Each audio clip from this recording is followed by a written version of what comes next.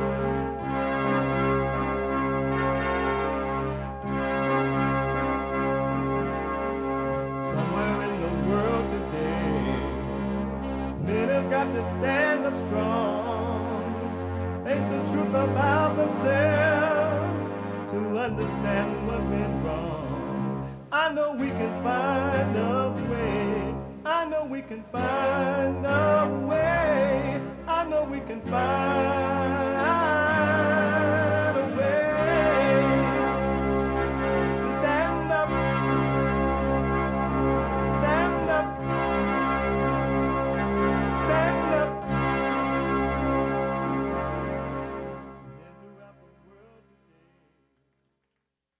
Uniting the races with truth instead of dividing them with lies. We're also rebuilding the family by rebuilding the man. I am Jesse Lee Peterson. Good morning. Hi, y'all. Welcome to the show. It's Friday. Already. Yes, again, it's Friday. Amazing, huh? You can get involved by calling 888-77-53773, 888-77-JESSE, Jesse, Jesse. And my biblical question, a doozy. A doozy. Did you find God or did he find you? Did you find God or did he find you? Amazing question. You can podcast all the shows if you're busy and can't sit and just watch it. But no matter where you are or what you're doing, you still could be listening to the show anywhere in the whole wide world. And if you're a flat earther, a whole flat world. I was talking to someone who does not believe that the earth is flat. And they were like, if the earth was flat, why haven't someone fallen off the earth? Why have I not gone to the edge of it, both sides, or to the edge and fallen off? No one fall off the earth. Yeah, that's a good point. But anyway, you can listen to the show when you're lifting weights or running a track team or Caitlin Clark, who is now afraid to be an individual, or no matter who you're, Caitlin Clark is a little white girl that used to be able to play ball, but now she's scared, and she's saying that she has white privilege, according to the report. Even if you're her, you can be listening to the show on your iPhone or iPad by calling the listen line on TalkStream Live at 605-615-4131 on your iPhone or iPad, 605-615-4131. And to donate and have your comments read out loud, and we got to get to all of your comments. To have your comments read out loud, go to Buy Me a Coffee. BuyMeACoffee.com/JLP Talk. BuyMeACoffee.com. Make sure y'all readjust the camera. I had to let my seat up. Somebody always let it down for some reason. BuyMeACoffee.com/JLP Talk. All right? Or bondjlp CashApp. bondjlp CashApp. So, as you know, unless you're new listeners and a listener and not aware, every Friday is like Get It Off Your Chest Friday. We don't have like a primary subject on Fridays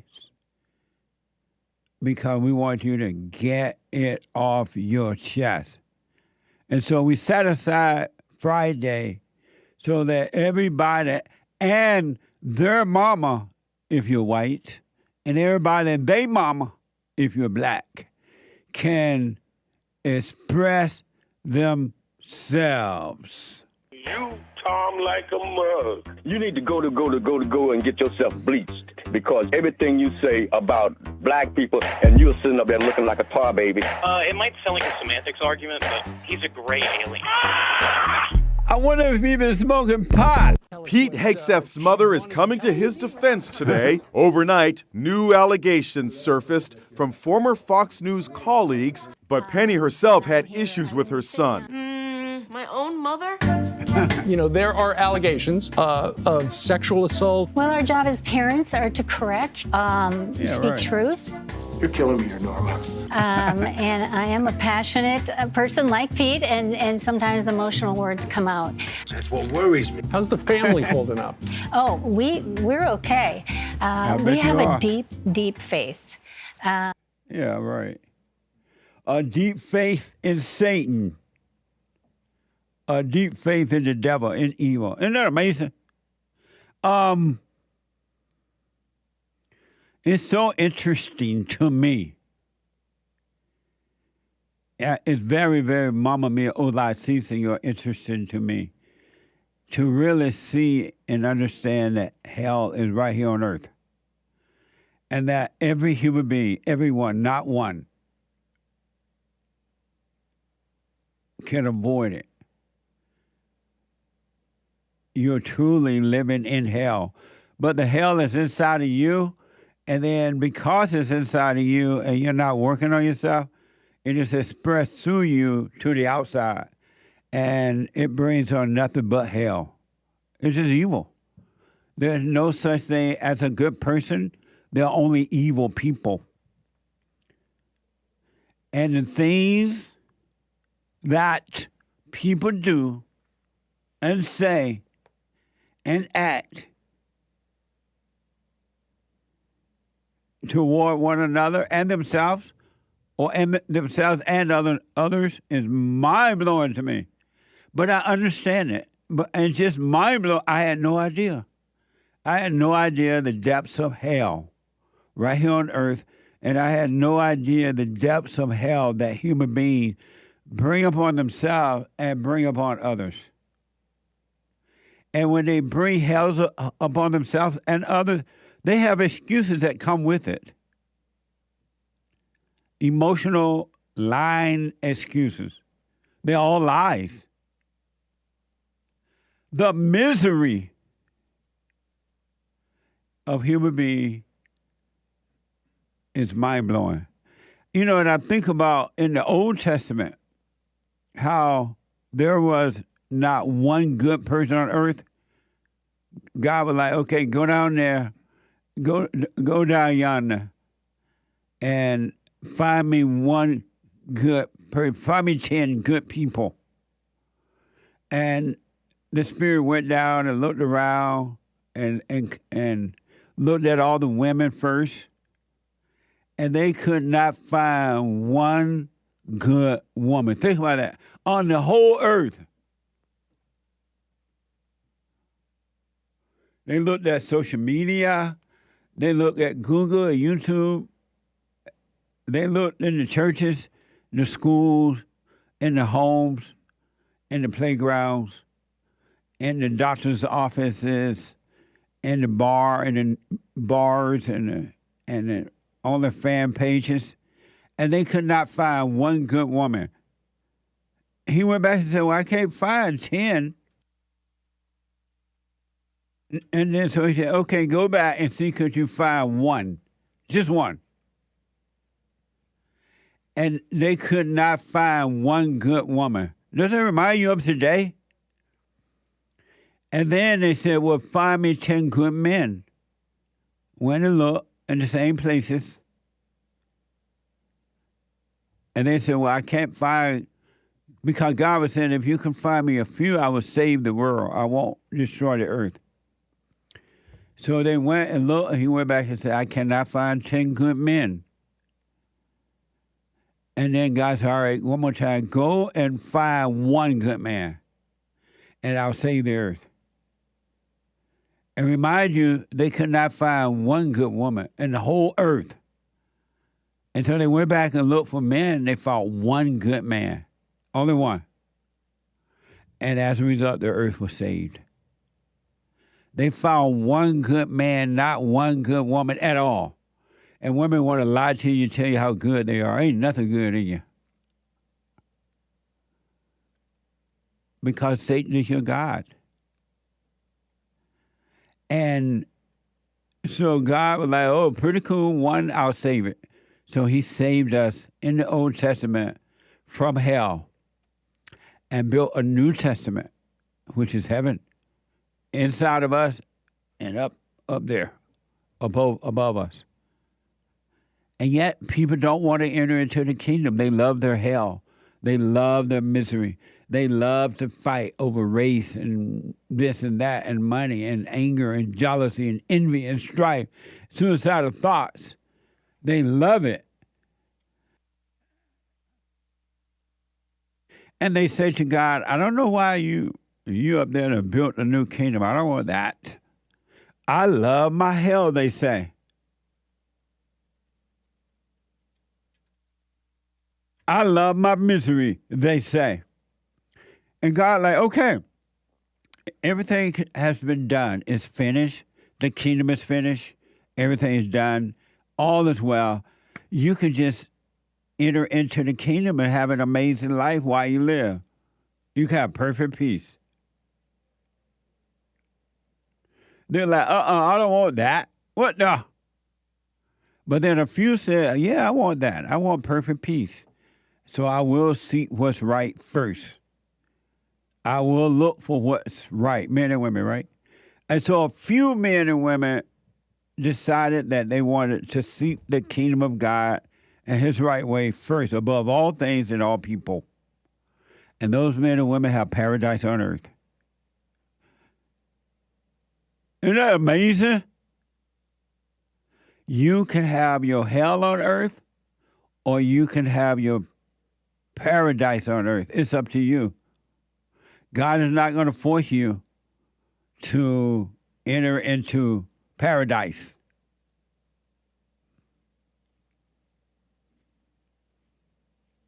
He's not going to force you. But the way has been made. You come on home or you stay in darkness and try to inflict your hell upon the people who want the light. Human beings are horrible. Horrible. Ain't nothing good about them. Ecclesiastes 7:28 says, one man among 1,000 is found. One man among 1,000 is found, but a woman among all these I have not found. Isn't that amazing? One man, Ecclesiastes, I didn't say it. It's in the Word. It's in the Bible. It's in the Word. Ecclesiastes 7:28 says, one man among 1,000 is found, but a woman among all these I have not found. While I was still searching, but not finding, I found one upright man among 1,000, but not one upright woman among all these. But not one upright woman among all these. Not one. And you foolish men, oh, I got an amazing wife. I got an amazing... No, you don't. You're lying. Now there are a handful of women who are now working on themselves to overcome the anger and the fallen state, right? That's a handful. One handful. And that's all really it's going to be, only a few. Amazing, huh? And as a result, hell is right here on earth. Don't be afraid to die. You're already dead. Your eyes are just, physical eyes are open, but you're dead. Anyone that has anger is dead.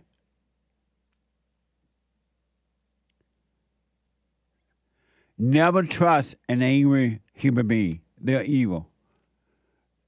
an angry man or woman is a murderer. They have no love. And remember I told you that when she's crying, she's lying. When she's crying, she is lying. Pay attention to that. You'll see. When they're in court, they're crying. They're lying. When they're talking about, oh, my husband beat me. He beat me. She cries. She start crying. She's lying. I have proof of that. Hell on earth and a crying, lying woman. But you think when she cries, she tells the truth. Oh, she's so hurt. Oh, she's so sad.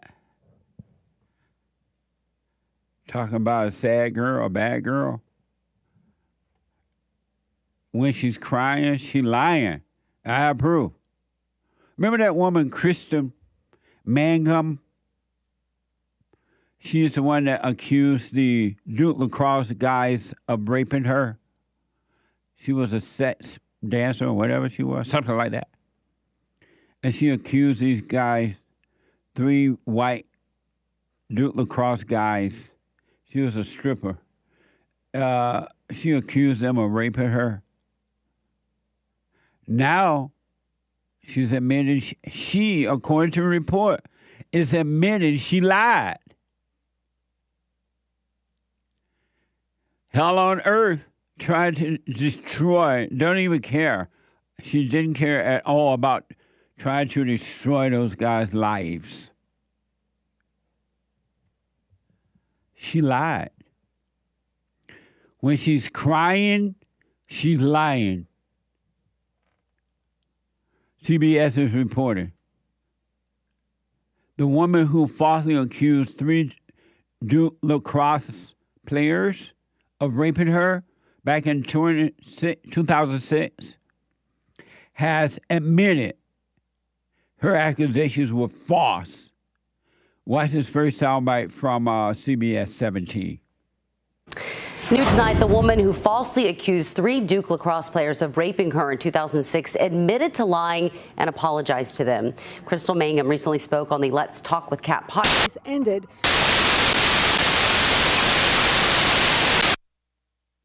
What they doing over there? I don't know why they give me these horrible videos lately. They trying to sabotage me. Amazing, huh? We're going to get that straightened out and come back to it.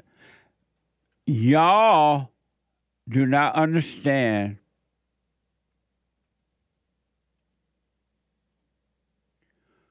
the depths and destruction of a woman. You don't know. And every man is afraid of a woman, of women. They're afraid of them. Every man. There's not one that's not afraid of women. Whether they're at church or at the bar or in the whorehouse or wherever. They are nervous around women.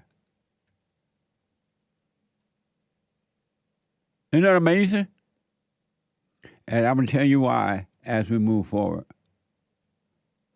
But you don't have to have fear. Fear is not from the Creator.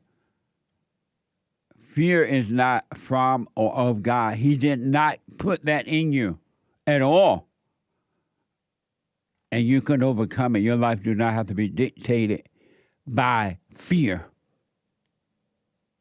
So what I want to do is do some super chats until we get that up and then some phone calls. I want you to see what these women are doing to the children, the men, and to themselves. Pure hell on earth. Look around you. Hell is everywhere. Hell is everywhere. Isn't that amazing?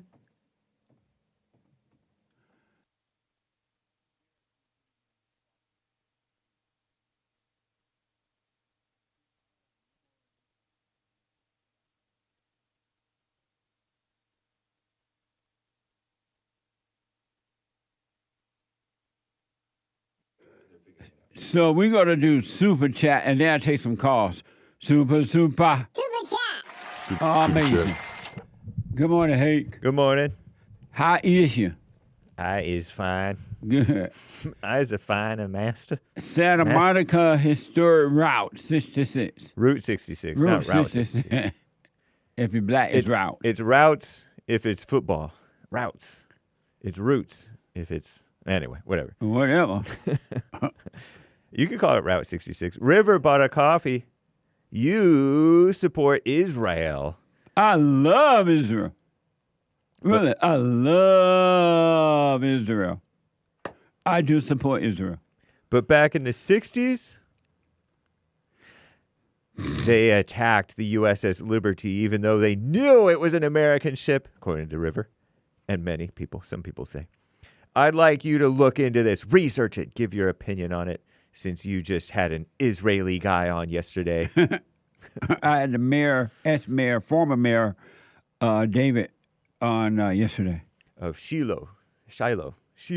Right. Israel. David Rubin. Right. Not to be confused with another guy. Not the podcast host. Right. But the real mayor. Nice. And it was amazing discussion. You can check that out by podcast of yesterday's show. It was an amazing discussion. And if you were not helped by that, I don't know what to tell you. Also, I don't know what happened in the 60s.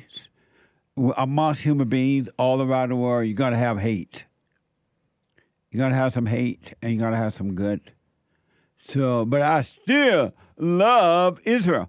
And I encourage you, especially if you're a Christian, even if you're not a Christian, to go over to Israel and walk through the Bible. I think then you'll start to love Israel as well.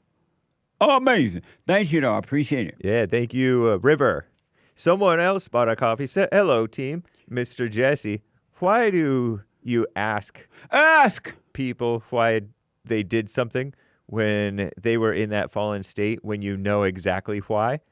It's like you're bashing them with love, I guess. Amazing. I don't even know how to respond to that question, but thank you for it. I know why. Why? Because you're trying to help them see. I want them to see for themselves, not just because somebody said it. Right. Amazing. Thank you. Jamil bought a coffee. There is nothing on earth that is better than not judging. Not with thoughts or actions or facial expressions. When you don't judge another person, even if you disagree, then you can still deal with them, and it's like you were in heaven. I can't really explain it. It lets you get benefits or blessings in ways I never imagined. All I have to do is watch it. Thank you. Absolutely. Stay with it. Stay with it. Stay with it. Amazing. Right on, Jamil. Someone bought a coffee. The trader is a loser, and I'm a winner. I don't like losers. God, get him out of here. Yeah, I guess this is in reference to a prior biblical question. Do you recognize the traitor in you? Oh, nice. Right on. Thank you. And we dealt with that last Sunday or the Sunday before that in our fellowship. You can check it out by going to rebuildingtheman.com/church. Thank you. Someone bought a coffee. I want to answer the biblical question. What? I mean, did you find God or did he find you? Yes, I found God. God didn't find me because he's always with me. It's just I forgot and I had to remember to find him again. Amazing. I'll put my 2 cents in on Sunday. Thank you. Zach. Amazing. Zach says, Jesse, stop begging for money like a homeless person and get in my belly. His belly? That's what he says. Well, if you were to donate, I wouldn't have to ask. So donate the money. If you're not donating, don't complain. What the? Amazing. Thank you. But thank you for your coffee. And do you know any government or church or organization that don't need financial help? You think everything is free? What the? Bye. Nice. Amazing. Thank you. Coffee from Tony. Good morning and Merry Christmas. Nice. What? Good morning and Merry Christmas, says Tony. Merry Christmas to you, Tony, and good morning, and a very Merry Christmas to you. 10 coffees from Birdie Bound B. Just wait and see, he says. Right on. Thank you. I appreciate that. Omi said that was a Goldfinger reference. Oh. I love Goldfinger, he said. So. That's a movie from 1964. Amazing. Amazing. Thank you. Oh, it's a James Bond movie. Yeah. Where's James Bond now? He retired and was replaced by a black woman, maybe. Oh, God. What a mess. It may or may not be true. Oh, it's a different thing. Okay. Sam bought 5 coffees. Good morning, Punchy and the experts. My favorite band. Biblical question. Good morning, and okay. Biblical Why? I mean, did God find you, or did you find God? He found me because I was lost, and I wasn't looking for him. I once was lost, but now I'm found. Was blind, but now I see. Thank you. I'll put my 2 cents in on Sunday. Very nice, Sam. Kevin from Valley Stream bought a coffee. After years of listening to you, I finally get it. The silent prayer keeps you present. There is no past or future. Yeah. All we have is the present. All thoughts really are lies. Thank you, JLP. Merry Christmas with an X. It's so amazing to me, and thank you, absolutely, you too. It's so amazing to me that the past is a total illusion. The future is an illusion. And most people love their illusions. And that's why they stay in the illusion of the past and in nothing but hell. Isn't that amazing? That's like mind-blowing to me. You ever like mind-blowing stuff? That's it. Amazing. Thank you. And thank you for putting in 2 cents on the biblical. They respond to the biblical, right? Right. Okay. Oh, Thank I you. think so. Well, Kevin didn't. Oh. But somebody else did. Sam did. Okay, thank you. Someone bought our coffee. Haiku. Life is easy, God. Healthcare is denied me, God. Spare our misery. Okay. I never understand these. Thank you. But thank you so much. Yeah, it's not clear, but okay. Thank you. We wish you well. Yeah. Thank you to Pastor Chatelet and Urinal Chills, monthly supporters on the Rumble crew. Thank you all. You got to know how to rumble. And thank you guys. I do believe that is all for now. Amazing. Oh, no. Wait a minute. Oh, wait. There's a Cash App from SoCalis. Okay. SoCalis says, Hake ain't never been to McDonald's? Double exclamation mark. Amazing. Have you ever gone to McDonald's? Yeah, of course. Just not in Philadelphia or wherever that I recall. But in L.A. Yeah. Or wherever that guy was where he got arrested, caught the alleged CEO killer. Oh. They caught him at McDonald's. Amazing. Yeah. But you have gone to a McDonald's, just not over there. Right. It was over here, not over there. That's right. Amazing. I tend to go in California. Have you ever gone to Philadelphia? The city of brotherly love? There is no love in Philly. I'm not sure. I've been to Pittsburgh. I remember going to Pittsburgh. That was one of my first trips. But I think I did because the Liberty Bell is there, right? Yeah. Yeah, I went on a big trip with my family. We did a road trip. I was so much saw fun. the Liberty Bell. I went to the Liberty. I was on a speaking tour, and one of the people who invited me to speak, they took me there. Nice. As a little tour around. Yeah. It was amazing to see that. Right on. Also, I saw where one of the wars happened. Let me take a break. Back in a moment.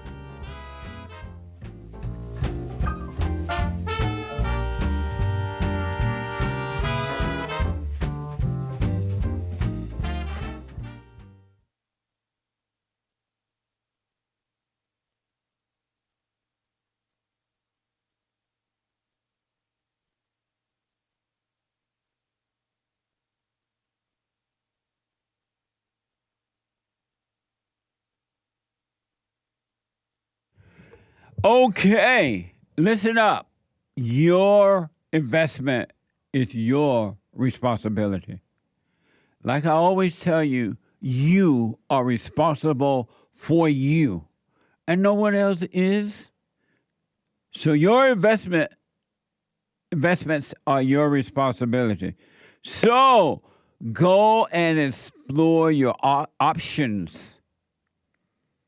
Go and explore them. You'll be surprised at what you might find. And when you're ready to buy gold.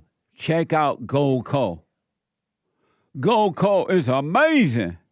It's so amazing that Goldco and I have a special going on, a special promo for my listeners, the listeners of the Jesse Lee Peterson Show. Qualified accounts receive an instant 10% instant match on bonus silver. Qualified accounts receive a 10% instant match on bonus silver. So I recommend you visit Jesse Loves Gold. That's with no I. Jesse Loves Gold.com. JesseLoveGold.com or call 855-644-GOLD. That's 855-644-GOLD. And tell them Jesse sent you. Amazing. Thank you.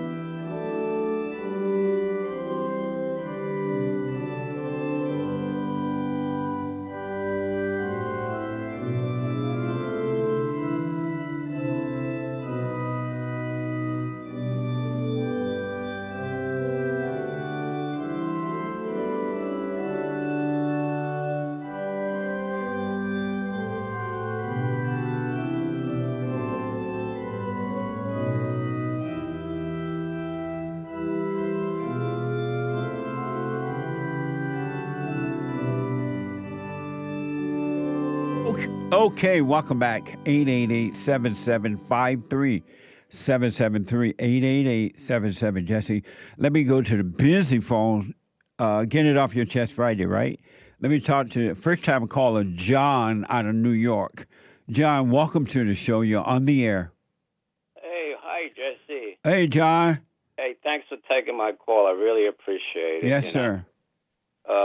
I want to wish you a Merry Christmas to you and all the staff there, and may God bless you, the Most High, El Elyon.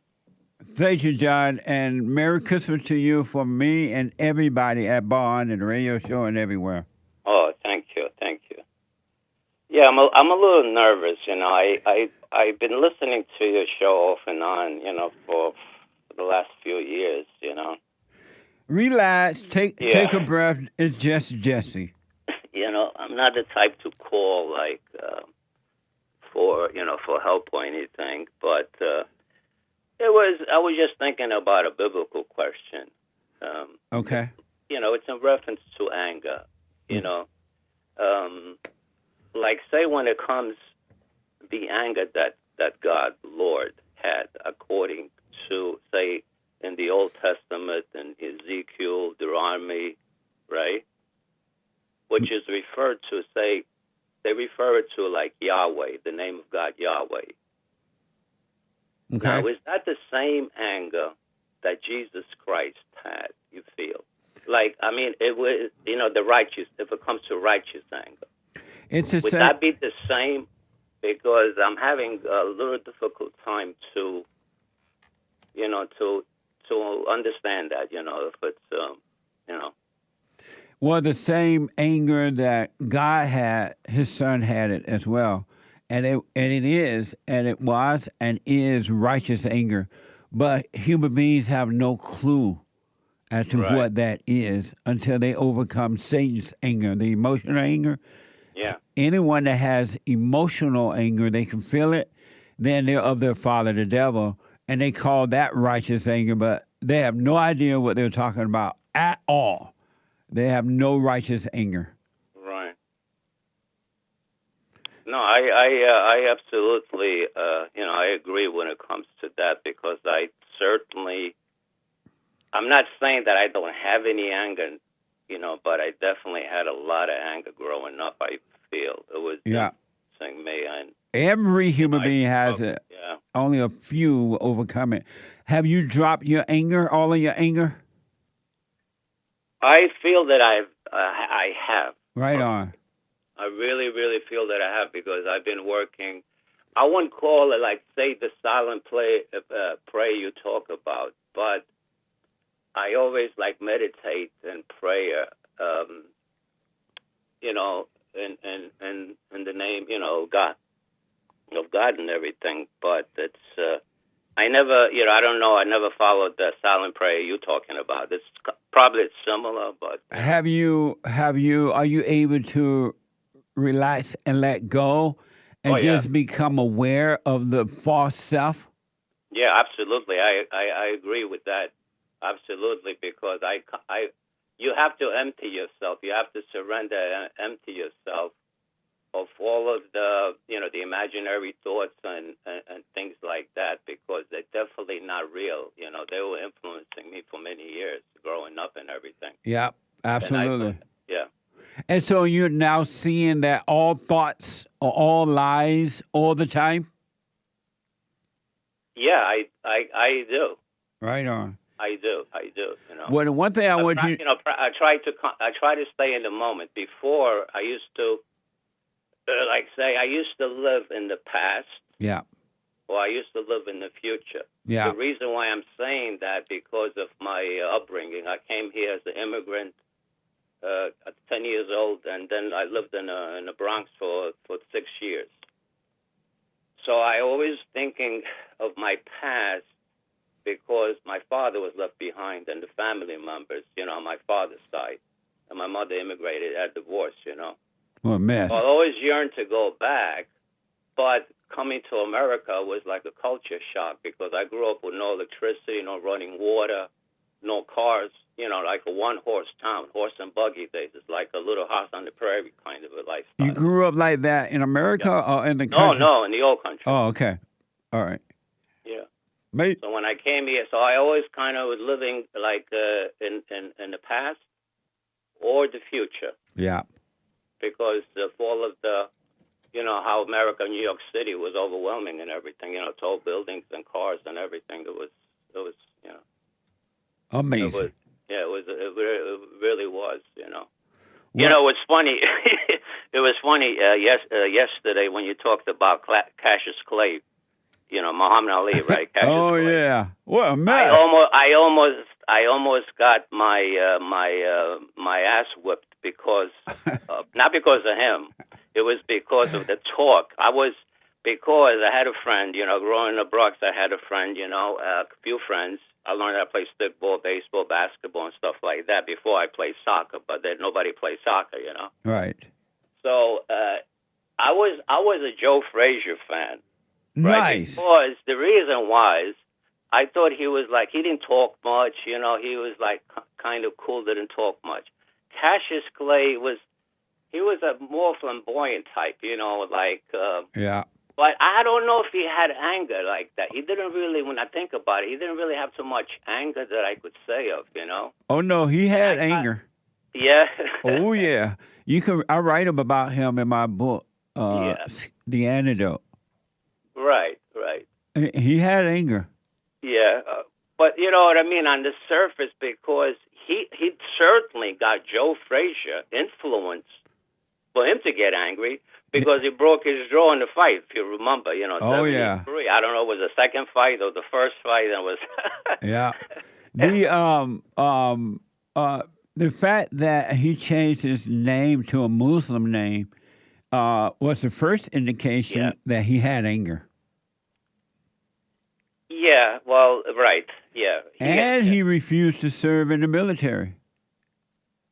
Yeah, he refused to. Well, He went and hid behind his so-called religion, the Muslim religion, and he did that because he was a coward. He had anger. He didn't love America. Yeah. Yeah, I never read his books or anything, but on the surface, he didn't believe in killing and everything. He was probably a pacifist of some kind. I don't know. When it comes to, like, going to war and killing, I could understand that a little bit. But when you call to serve, I guess you got to go, Absolutely. I never did any service. I wasn't called or anything. Right on. Because it wasn't the draft, it wasn't, I was too young, Right on. Amazing. Yeah. Well, John, I'm glad for your call, and I want you to know that you can only have righteous anger when you have no judgment of anything or anyone, either in thought, in sight, in words, in gestures, and in feeling, emotion. And when you have no thoughts, no judgment, then you can have righteous anger.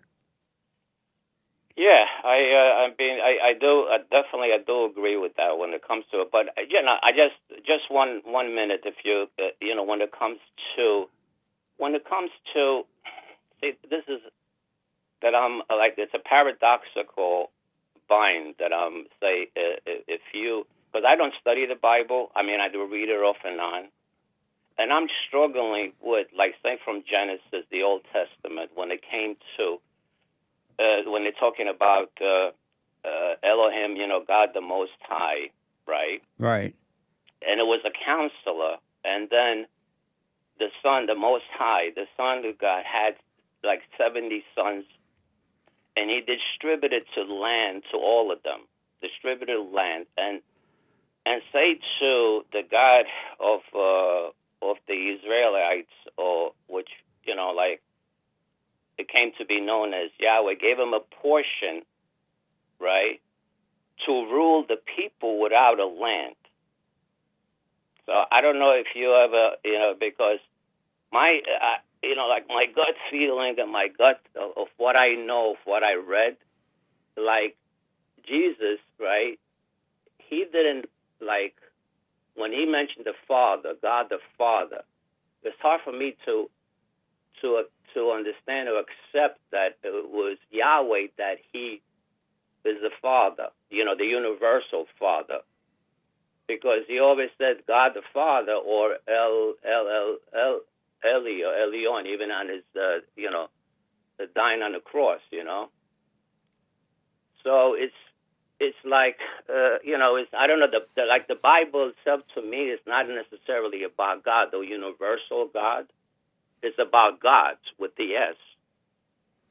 Oh, you don't think that the Bible is about the true God, but false gods?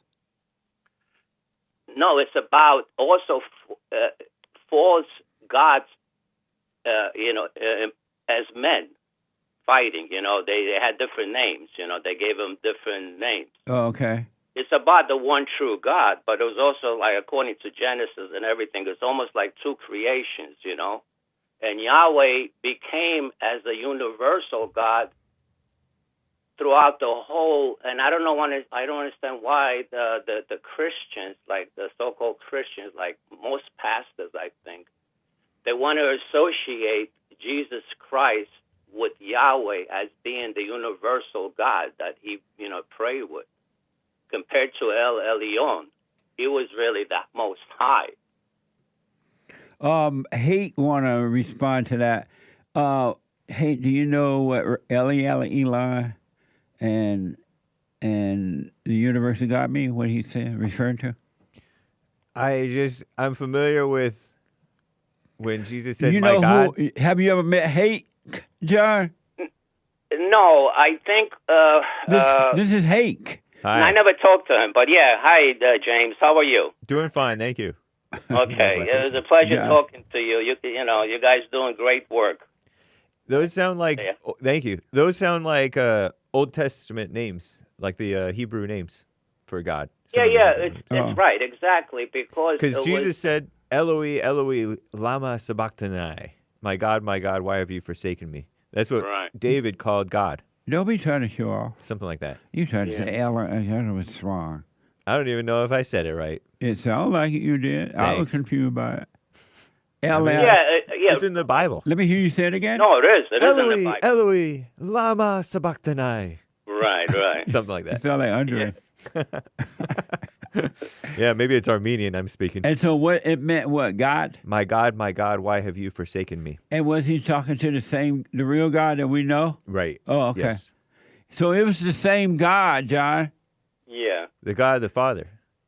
Right, God the Father, but exactly, but it's not. You don't think it's possible it's like Yahweh became the universal God, but he was the son of the Most High. He was one of the sons of God. That he became somebody that he believed. He thought he became somebody that he wasn't. In other words, in name though, in the name of Yahweh. Yahweh isn't Jesus' name though. Huh? Yahweh is not Jesus' name though. Right, but who did he pray to? The God Most High, not Yahweh, right? I think so. I think it's all the same. Yeah. Those are all just different names for the same God. Jesus only prayed to the true God, the high God, the real God, his real Father. Right. But it sounds like you think he may have prayed to someone else. No, he did. He prayed to the God Most High, which but it's was not somebody else. But Wait. what happened, Yahweh, because at that time, even during Jesus' time or even before then, I think it was polytheism. It was multiple gods, I would say, call them idols or whatever. And then in that region, Yahweh became the most powerful, I guess, as a creator, demiurge, and he outdo. He even had even El Elyon, I think, had a wife. I don't know if it was Asherah, and then he had Asherah. I think he either stole Elyon's wife, and eventually he got rid of it. And it became monotheism, and they got rid of the female. So John, because of time, are you reading the Jewish Bible or something? Because the Old Testament also knew that God was the God above all gods. Right. The one God. Did you get all this from the Jewish Bible or the Muslim Bible or something? No, I'll be honest with you. No, the only Bible I have is like the New King James and the King James version. That's the only one, But But you didn't get Asherah being the wife of some god from those Bibles.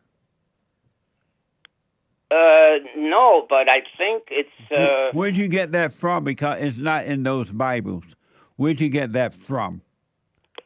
About Asherah. Asherah. Because Asherah poles are in the Bible. They're mentioned as bad things. Don't be having the Asherah poles. So where you get those ideas from if you didn't get it from the real Bible? Well, I might have read it somewhere. I might have picked it up in maybe a documentary I've seen it or I read it, Oh, but don't hold on to that. I can't go to a verse that I actually saw, but this is what I read. What I've read, not necessarily from the Bible when it came to Asherah. Oh well, then put that away. That's dumb. Okay. Yeah, you don't want to get into speculation. Right. Right. You don't want to get into imagination and ideas. Yeah, no, absolutely, definitely not. Because you could go into a deep rabbit hole. Absolutely. So I would recommend you drop that. Do what you want, but I would drop it if I were you. Okay. And yeah, forget about Asherah. Okay, no problem. John, well, like say they show it on television too, documentaries. Well, you definitely don't watch this on TV. All of these stuff, and sometimes it's very, I don't know why I picked it up. I must have read it, seen documentary, either I read about it. Well, you definitely drop it if you saw it on TV. Forget because, it. Archaeology, they're always trying to find something, and they used to show everything on television, Yeah, and, but John, listen. It's confusing. It is. So drop it, and so things will be clear, all right? I will, Jesse. Thank you. Call and me thank again. you again. Thank you again for taking my call. I appreciate it. Absolutely, John. God Call bless me. you. Thank you. Merry Christmas to you, and thank you for calling. Call me again. Okay, Jesse. Take care. All right, buddy. Bye. Bye now. Bye. 888-775-3773. Jason out of Buffalo, New York. Jason, welcome to the show. You're on the air. Hey, what's up, man? All is well, Jason. All right. I would like to say, like, what I think about you, since it's like get it off your chest. I would like to get it off my chest about you. I don't care what you think about me. Talk about something else. That's not important. No, but that's what what is the whole what's the whole purpose of get it off your chest? Isn't like what to get off your chest is like what you think, how you feel, like your expression. No, I'm like, not the whole concerned purpose. about how you think about me. So, do you have anything else? Oh yeah. Something else. Okay. What you like? All right, like the whole the you say like the ego. Let's talk about the whole ego. The ego. I got I would like to get off my chest about the ego. I think how like your concept of what you think the ego is not what necessarily ego is. You think ego is like doing something for somebody else. That's not like ego. Ego is confidence. Ego is like boosting yourself, like feeling like you are better than other people, and you express that and you like push other people down because of your ego, because you feel like you're better than everybody. So, that is like an ego. So do you have an ego? Oh, most definitely. You do have an ego? I have a natural ego. Yeah, I'm a Cancer. My astrological star is Cancer. I naturally have an ego. You have Cancer, you say? No, I said my astrological star, like, you know, astrology. You don't know astrology, so it doesn't matter. So you have Cancer? No, my astrological sign is Cancer. So you got Cancer? No, my oh, he funny. That's a joke. No. That's a joke. Well, like, that was hate that laugh. Jason. Like you would know if Hake ass got cancer, though. I bet you do. I bet you know if Hake ass got cancer. Jason. What? You say you have cancer? What? You have, what's wrong with you? No, my astrological sign. You don't what is that? You don't know what astrology is. What is that? The star. Like how your birthday has a lot to do with your personality, your pros and cons, what you good at, like what you will like be good at and what you will like have problems with, which you will suffer with. And so you were born on the stars? Nah, I was born, my birthday has like, it was like the day that I was born, the stars was aligned in a certain way. Oh. They had that certain day. Like every day the stars change. Every day the stars move. And so this was happening every day. This was happening while you were born, while you were being born? This was happening because it's like a science to it. It has like do with your personality, like with like the places, like things that you're more compatible with. It's not like the fact that I was born. Why don't you get rid of your ego? It's not. How do I get rid of my ego when it's stupid people like you that I have like your doctrine and your ideas about life? Why don't you get rid of your ego? I can't get rid of my ego as long as they're stupid people. You want to have it? You love having your ego? Like I wouldn't have it if people like you weren't so stupid. Thank you, Jason. Yeah, I'm to blame. Back in a moment. Hate news, not the fake news. Back in a moment.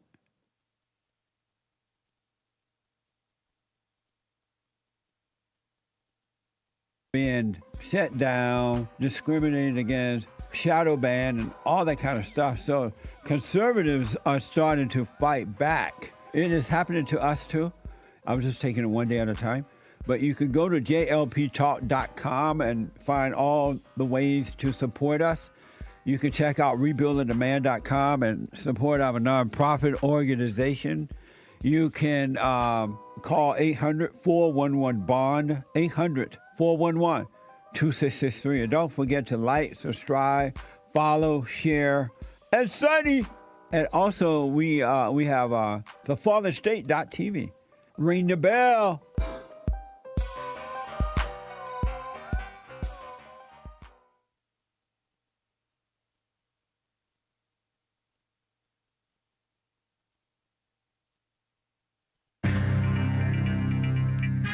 A whole lot of mess going on in the world. It's Friday the 13th. Jason! Thanks for the call, Jason. January 6th, pardons incoming, hopefully. Trump said yes. Case by case for the ones who allegedly were violent or convictedly were supposedly violent. And grocery prices are high. Thanks, Obama supporters. Or Obama administration part 3. And Syria's rebel leaders want Syrians to celebrate in a more civilized way. One guy got a little crazy with a machine gun on accident and shot 15 people and killed one. Terrible. You know, after they got rid of Bashar al-Assad. I don't know if you roll your tongue for that. This is the end of hour 1 of Express Yourself Friday, December 13th, 2024 AD. There is one line open. You can call in right now if you're hearing my voice live. Oh, that line just is filled up, maybe. But you can call in just in case a line drops and a line opens up. 1-888-775-3773. And that number is free. If you use the dial pad over on Skype, if you're overseas and you can't pay international, just use the Skype app. Nice. It is Hake News, Not Fake News. Commie Nonsense Network, CNN. Not Christians, say today is Friday the 13th, a day regarded as unlucky among 25% of Americans, supposed Americans. A quarter of them, so-called Americans consider themselves superstitious. Women and Chinese. No, I don't know about the Chinese with specifically about Friday the 13th, but they do have those superstitions sometimes. Don't be scared of the eerie date. Try incorporating some positive mindfulness practices, says CNN, in your life and see what happens, they say. Whoa. I don't know if you want to take their advice. Maybe. January 6th, so-called rioters, President-elect Donald J. Trump said his day one priority in office is to pardon the mostly peaceful protesters whom Commie Nonsense Network calls rioters. Some of them were rioting, who stormed the U.S. Capitol or merely walked into the building on January 6th, 2021 AD. It's not clear who among the hundreds of supposedly convicted rioters, I don't even think they were convicted of rioting. Some of them were convicted of parading. Parading. Give me a break. Defendants awaiting trial and some remaining fugitives would receive clemency. Unclear which ones among those hundreds. Trump advisors are still solidifying their approach to the pardons, and defense attorneys are scrambling to convince the incoming administration that their clients are deserving. Yeah, right. These defense attorneys, public defenders, they're against the mostly peaceful protesters. They make them read their anti-racism books and all kinds of dumb stuff. They're evil. But some defense attorneys may be on the side of what's right. Meanwhile, an Injustice Department of Injustice watchdog found there were supposedly found there were no undercover FBI, listen to this keyword, employees. Employees. Undercover FBI employees at the Capitol. They don't say if there were any feds or human secret anonymous human informants. There were some informants in the building. Anyway, at the Capitol during the January 6th riot, rejecting speculation from Trump allies who have for years suggested that violence that day was provoked by federal agents. But we're not just talking about agents. There were people who were informants and other things, and none of them were charged, incidentally, even though they did go into the building. Some people just went into the building for 30 seconds or a few minutes, and they got charged. They caught charges, didn't even necessarily do anything that normal people would consider wrong. What a mess. Grocery prices, November. Cost of grocery items, a bit more painful than they've been for a while. Americans paid 22% more for groceries last month compared to when our greatest president left office in January 2021, according to the latest Consumer Price Index data released earlier this week. And compared to February 2020, before the scamdemic overreaction, they paid 27% more for groceries than in November than back then. What a mess. Trump is going to fix it, maybe. I'm James Hake. Now back to JLP, Hour 2.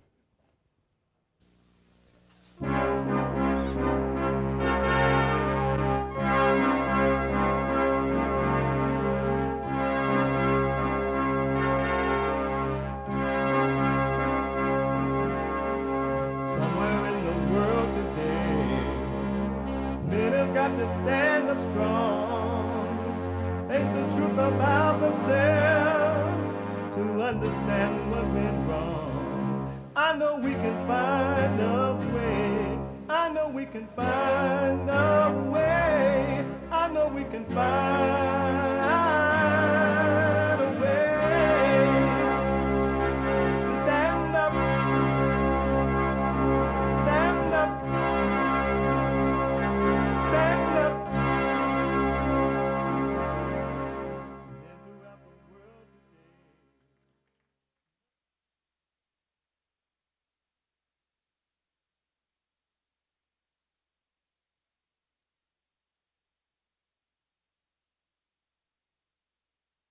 Uniting the races with truth instead of dividing them with lies. We're also rebuilding the family by rebuilding the man.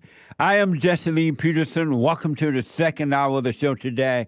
You can get involved by calling 888-77-53773. 888-77-JESSE. My biblical question for this week. A brand new doozy. Did you find God or did he find you? Did you find God or did he find you? Amazing question. You can listen to the show on your iPhone or iPad if you're not able to sit and watch it. You got to move about. You can also podcast, but you could be listening no matter where you are and what you're doing. And we are heard around the world by everybody and their mama. And if you're white, everybody and their mama. So you could be listening no matter where you are and what you're doing by calling the listen line on TalkStream Live at 605-615-4131. 605-615-4131. And to donate and have your comments read out loud, go to Buy Me a Coffee.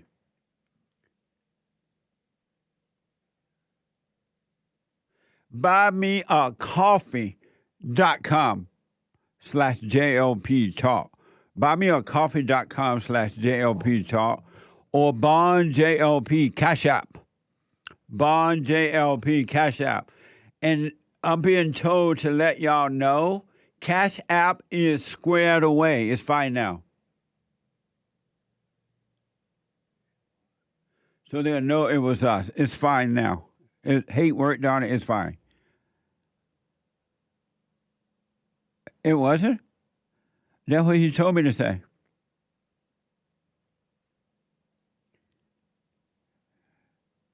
What?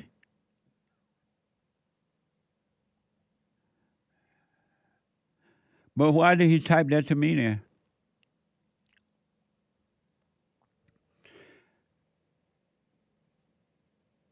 Oh, it was to me. So I can say cash out. It's fine. Hate would communicate to me, and hate is white. And when he saw like communicate, he never stops because he's also has a degree, and intellectual people do not know when to stop. They communicate. They don't just tell you one simple thing. They tell you all the things, and then you're black and you're slow, and you try to read, and they try to tell you something else, and then you get confused. Because intellectual people have degrees. You know how white people have degrees, right? And now the blacks are trying to get degrees. But it's Friday. But Bond Cash Out. Bond JLP Cash Out. You can go there. Bond JLP Cash Out. It's Friday. Friday is always open line Friday. Friday is always get it off your chest Friday. It is always express yourself Friday. You Tom like a mug. You need to go and get yourself bleached because everything you say about black people and you're sitting up there looking like a tar baby. It might sound like a semantics argument, but he's a gray alien. I wonder if he's been smoking pot. Pete Hegseth's mother is coming to his defense today. Overnight, new allegations surfaced from former Fox News colleagues, but Penny herself had issues with her son. My own mother? You know, there are allegations of sexual assault. Well, our job as parents are to correct, speak truth. Yeah, right. You're killing me here, Norma. And I am a passionate person like Pete, and that sometimes she's emotional evil. words come out. That's what worries me. How's the family holding up? Oh, we're okay. Yeah, we I have bet you are. a deep faith. Yeah, right. It's interesting how these people, they set you up and then they come back to save you. Thank you, Satan, but no thanks. So I'm not able to do soundbite, and I'm so disappointed because I really, really wanted to do soundbites. And I think it's a setup, so I'm not going to do soundbites today. I'll just take calls and super chats. All right? Let me go to Mark out of the United Kingdom. Mark, thanks for calling. Thanks for holding you on the air. Oh, hi, Jesse. Hey, Mark. Hi, do you remember me? I phoned a couple of days ago. Never ask a black man if he remembers. Okay. But go ahead. That.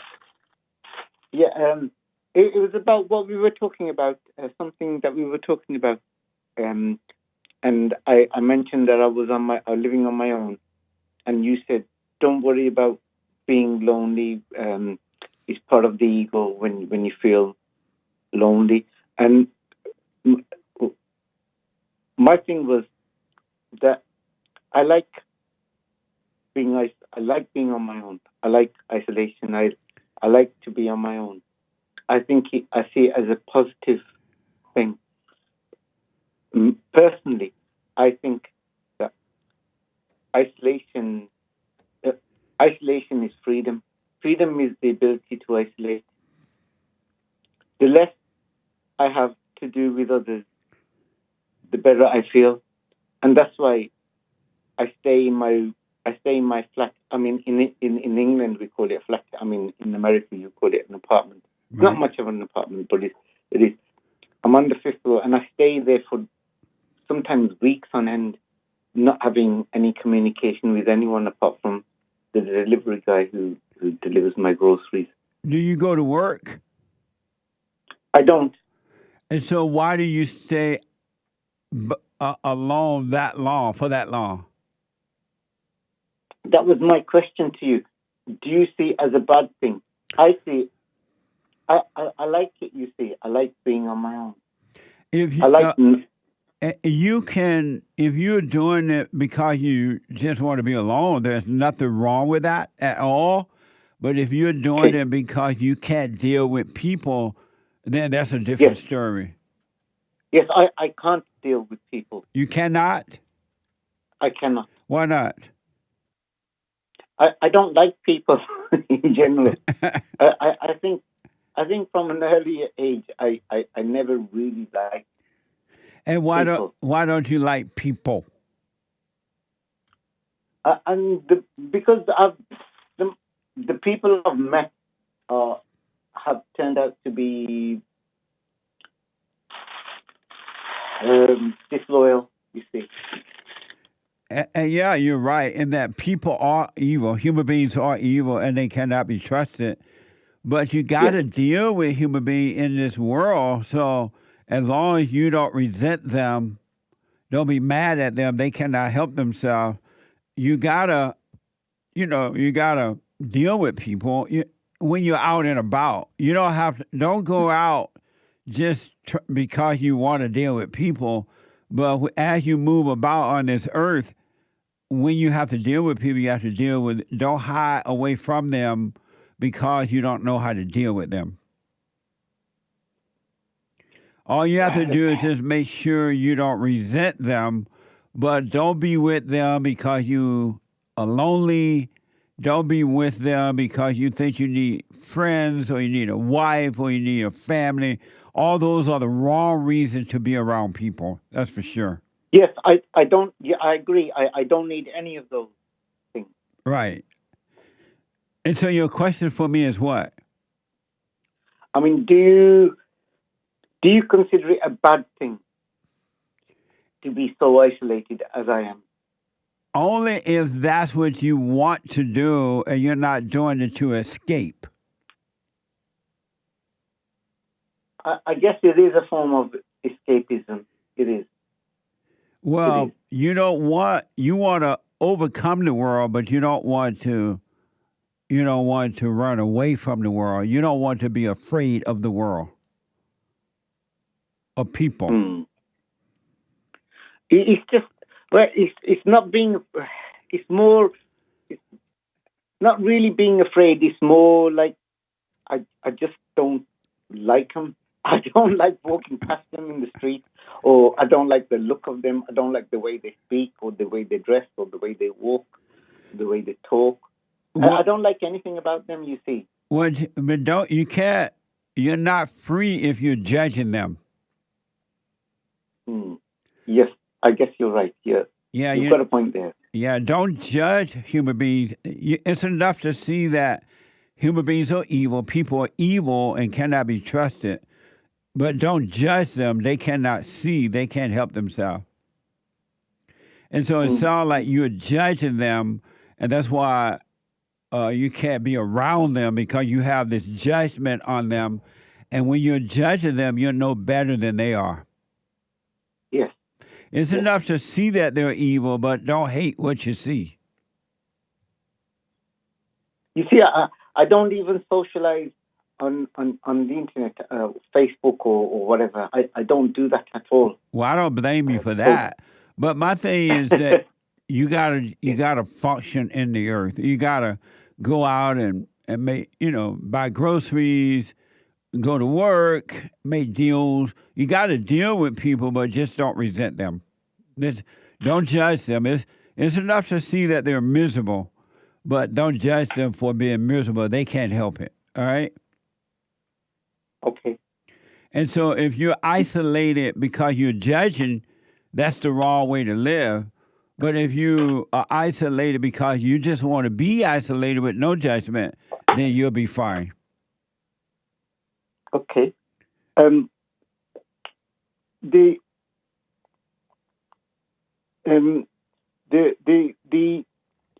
know what? When you start your program, you say uniting the races. Well, I think Donald Trump is the first president who's managed to truly unite the races. I agree. He's done something that even the great Ronald Reagan wasn't able to do. Yeah, I agree. And the beauty about that, if you drop your judgment of people and situations, you can do the same thing. But you got to not have anger. If you know that Donald Trump doesn't have anger, and he is not judgmental. He see people as they are. He know that they're evil, but he also understands that they cannot help themselves. So he's not resenting them for Okay. it. Another person ISIS who has spread like cancer. Another mess I inherited. Oh, amazing! Yeah. And so drop your. What I encourage you to do what you want, but I encourage you to don't judge. You can live a life without judging. And then when you don't judge people, you're going to truly see them for who they are. And when they try to attack you or try to hurt you or whatever, they will only hurt themselves. They will not hurt you, because you have no judgment of them. You know that they're evil and they can't help it. You also know that to stay away from them, meaning that they're not a friend or they're not a family, they're none of those things. And you'll be fine. Just don't judge them. All right? A person who says the similar things to you is Thomas Sowell. He debunks racism as existing and he exposes the fraud of the civil rights movement. Yeah, Thomas Sowell is a smart man. Yeah. And it's unfortunate that because he's not a liberal, a lot of black people are not aware of him.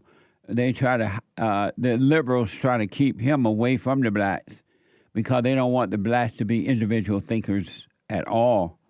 But Mark, I'm gonna have to run. I gotta go. Call me again. Okay. All right, buddy. 888-775-3773. Unfortunately, folks, I cannot do sound bites. I'm so disappointed. I just don't trust that they'll be right anymore. But hopefully next week we can get to something. And I have some good stuff for you today that will show you hell on earth. Let me go to Guy, a first-time caller out of Washington. Guy, welcome to the show. You're on the air. Morning, Jesse Lee. Hey, Guy. How's your day going? All is well. Thanks for asking. Yes, sir. I just want to say I appreciate your wisdom, knowledge about people. Yes. Just like the caller before me, I have a problem with a lot of people. I self-isolate myself. Meaning what? I go to work, I come home, I don't associate with very many people. And why not? I don't care for people's attitudes. They're me first attitude, I guess you'd say. But you do realize that they're evil and they can't help themselves, right? I do realize that. And I'm no better. I'm just as evil, I guess, in my own ways. Yeah. I don't fit in. I never really have my whole life. I'm 54. I've been alone since 2007, other than messing around with a bunch of different women, which I quit doing that about 5-6 years ago. Right on. And that's another thing. Women out here, I don't know about the young ones, but women around my age are evil. All women are evil, except for those who have started to see that they are evil, and they're working on overcoming it now that they can see it. But all women are evil because Satan is the woman's god. I understand that by watching you for the last, I guess, 3, maybe 3.5 years. Yes. Have you dropped your anger? Probably not as much as I need to. And why not? Why have you let it all go? Why don't you just drop it? I think it's a self-protection mode. But anger is not that's your enemy. There's nothing you're not protected by anger. You are controlled by anger. Anger is your enemy. It's evil. I've been listening to you talk about this for years now, and I try, and then it seems like when I let that anger go, somebody hurts me. No. And I don't mean like, what's that? You don't mean like what? I don't mean like physically. It's just like I get let down. So that anger to me keeps me at bay. And I know I need to lose it. Yeah, you do. When you say you get let down, can you give me an example? What do you mean by let down? I don't know what I mean by let down. It's just, so I was once told that by my pastor that I guess, and I don't mean to be this way, I guess I hold myself at real high standards, and that nobody will ever meet the standards that I hold for myself. And I guess that's one of my flaws, that I expect people to hold themselves at my standard and not where they're at in life. But your standard, you have to drop your standard and not have a standard if you want to be free. Okay. You got to let it all go. And so are you able to give me an example of being let down? Not right off the top of my head. Why don't you drop your standard so you can naturally live the true standards? I was told that, and I don't know why. I guess some things were like beat into me as a kid, like standards, and those things have never. I treat people as well as I possibly can, and I guess it doesn't ever like reciprocate. I guess they say those that are like, I'll help anybody, Jesse Lee. I won't help the bums on the street corners, these young kids, but I'll buy food. I won't give money. I'll help people, and it just, I guess that's a letdown when, like, I need a ride to work this morning and nobody will call me. I got a flat tire and I don't have a jack big enough, and I can't get anybody to answer the phone to me.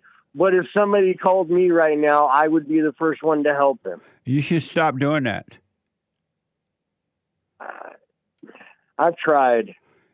What it is, Guy, and then I got to run here because of time, is that you got to drop your anger so you can see. Angry people cannot see, and so you're living life in the darkness rather than in the light. So I would recommend that you drop your anger. Have you gone to forgive your mother? My mother's passed away, but Jesse, I've got nothing to forgive my mom for. That woman was the rock of my life. My dad was in and out. He was a bad alcoholic. And yes, I did have a father in my life, but my mother she wasn't like the rest of them. The mother, I'm part of 4 kids. I was born, my oldest brother's 15 years older than me. I was the only kid left in the home, but I have nothing to forgive my mother for. So she was perfect? She wasn't perfect. What was imperfect? Give me an example of something that was imperfect about her. She kept taking my dad back, even though he was a violent drunk. And so you got to forgive her for controlling your father like that. Oh, there was no controlling my father. Yeah, yes, the reason she took him back because she controlled him and he didn't know how to deal with her. And so she took him back so she can pretend that she was better than him, that he was the problem and not her, when it really was she was the problem. Your father didn't know how to deal with her. And you're right. As I got older, my dad didn't know how to deal with too many people in life, Jesse Lee. Yeah, but especially your mother. And you got to forgive your mother for deceiving you like that. She turned you away from your father. No, actually, my father did that by almost killing me when I was a little boy. Well, that was because you identified with your mother. You treated him the way that your mother treated him. I don't remember it like that. Yeah, you didn't have any love for him. You only had hate because you took on your mother's identity. She made you think that she was the good one and made you think that your father was the bad guy. So you saw him the way she saw him. Actually, no, Jesse Lee. My father showed himself. This is what he said to me one time. There was no love. If you, he said love was for homosexuals and puppy dogs. What are you, a dog or a homosexual? He was just angry. The man, he didn't have coping skills. Well, he didn't have love. You're right. He didn't have love either. Have you forgiven him? Oh, yes. He died pretty much in my arms about 5 years ago. We had one good year of life together. And did you tell him that you forgive him? You're sorry for resenting him? Yes, I did. And why didn't you tell your mother that, too? I didn't never. She passed away in 96. I never had any... there was nothing to forgive her for. She did everything she could. Right. But that doesn't mean it was right. True. Not everything she did was right, but I can guarantee you that if not for her, I would have been homeless because my dad took off, left. He was what they call a binge drinker, Jesse Lee. He'd, excuse me. He'd stay sober for maybe 2 years and then be gone for another 4 drinking. But the whole time he was drinking, he'd come back and terrorize us. Do you drink? Not anymore, Jesse Lee. I got 6 years clean and sober now. Well, drop the anger so you can be completely free. And that way you won't be disappointed in human beings because you would see that you should never trust another person anyway. But you won't resent them either. You will deal with them, but you know not to trust them. And, you know, I was born that way. Don't trust anybody. Yeah. And I nearly died. I had 6 years clean. And then in 2016, the brain damage from OxyContin and fentanyl caught up to me. And I used to be more of an outlaw type of a person. Yes. And then after I was, basically 3 doctors said, you know, it was God that saved you. I got really close to Jesus by the example, because I know how sick I was. I had no body hair left.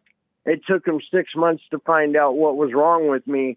I laid dying in my bed from June of 2016 till November of 2017. Amazing. And amazing. God is good. And, you know... Are you doing the silent prayer?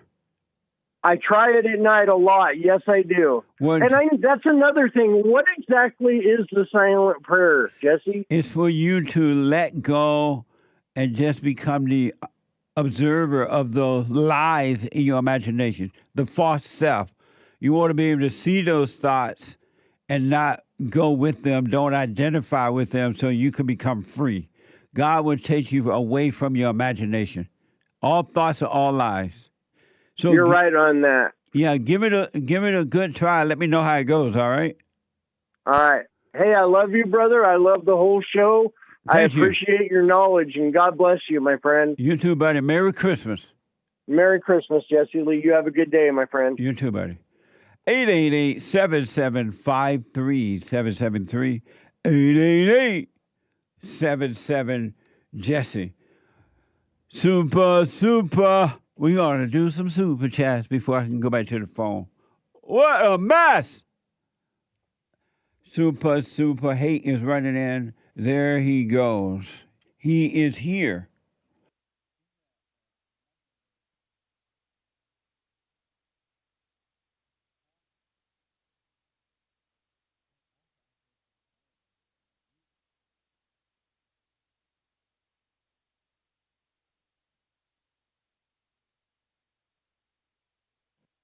Super. Super chats.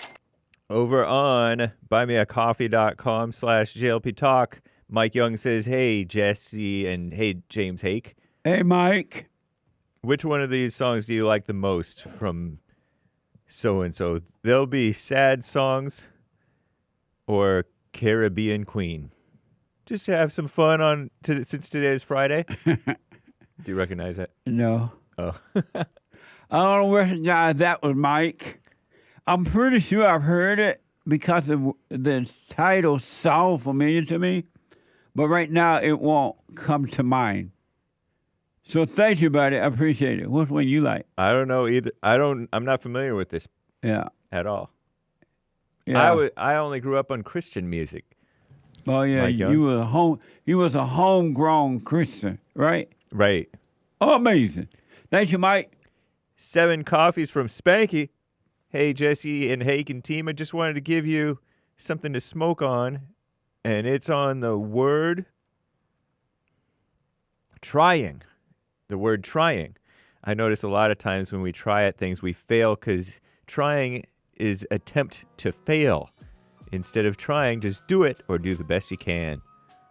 Also, is there a special name for Wednesdays? If not, it should be Yo Daddy Wednesdays. That's all, guys. I wish you well. Thank you. Thank you. I appreciate that. Let me take a quick break. When I come back, we'll finish that and more calls. Back in a moment. 888-77-JESSE.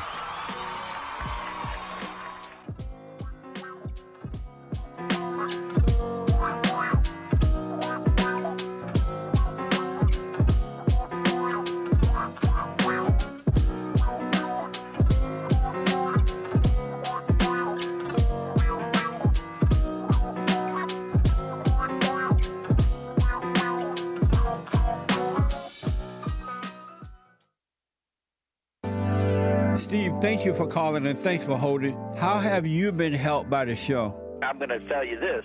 I believe you might go down in history as one of the greatest, if not the greatest, black man that ever lived on planet Earth, as far as I'm concerned. I don't know anybody before you that's been that great.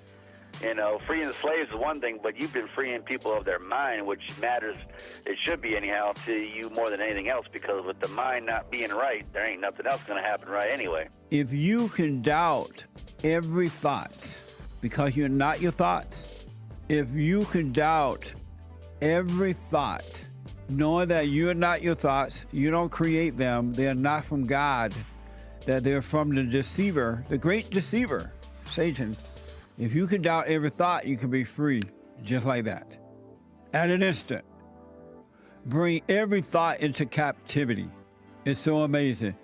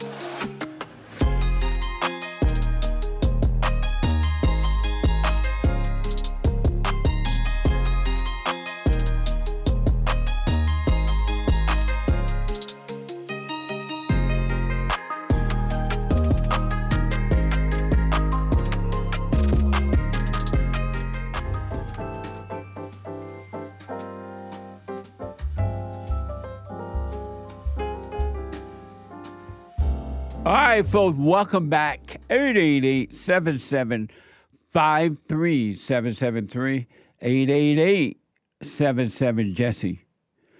The Hake Report is coming up. The Hake, H-A-K-E report is coming up at 9 a.m. this morning. It's Friday, right? 9 a.m. The Hake Report from 9 to 11 a.m. Pacific time. And then at 12 noon today, a brand new episode of the FallenState.tv. A brand new episode. A very interesting discussion with Dikari Lariat. And Dikari is a former Whirlpool executive and self-proclaimed police brutality survivor. Watch this. Next time on The Fallen State.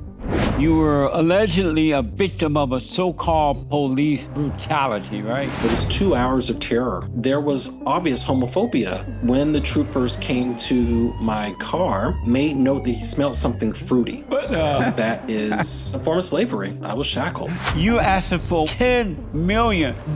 For me, it's not about the money, Jesse. What is wrong with the blacks? That is a whole series. That's not even one episode.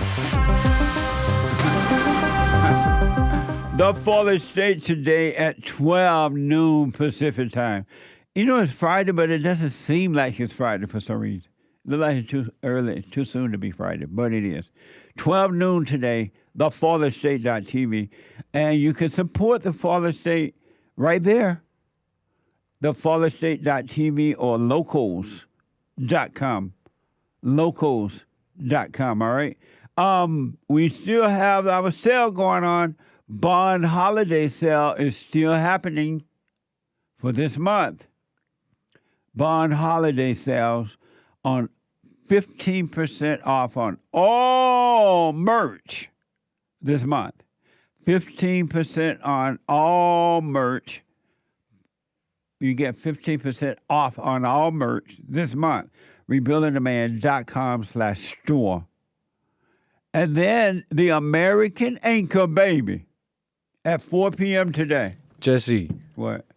I got something special today. So not 4 p.m. You know, usually I do the flight on Fridays, right? Uh-huh. Well, I haven't been able to do any flights because we got that. I'm working on something there, but I'm going to do some flight-related things special today. And so just follow my channel, American Anchor Baby. I'm thinking I'll be around with you guys at around 1 to 2 p.m. Pacific. Oh, okay. So 1 today. Right. 1 p.m. today. Around there. Oh, This is okay. a special live thing, and I got to work it out with where I'm going. Is it scheduled? I won't even be in the studio. It is scheduled. My stream is scheduled. Sweet. Get ready. Thank you. Get ready. Somewhere around 1 p.m. Pacific time. Look out. It's scheduled. Whatever that means. It is done. The American Anchor Baby. And then Sunday morning fellowship for all. Sunday morning fellowship for all. Doors open at 10:30 a.m. The meeting starts at 11 a.m. Pacific time. And if you're not in LA, in the LA area, you can watch it live anywhere in the world. RebuildingTheMan.com/church. RebuildingTheMan.com/church. All right? So get ready and promote your shirt. What shirt? The one you're wearing. Oh. This is my shirt. It's new.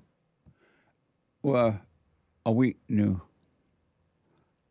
A man with anger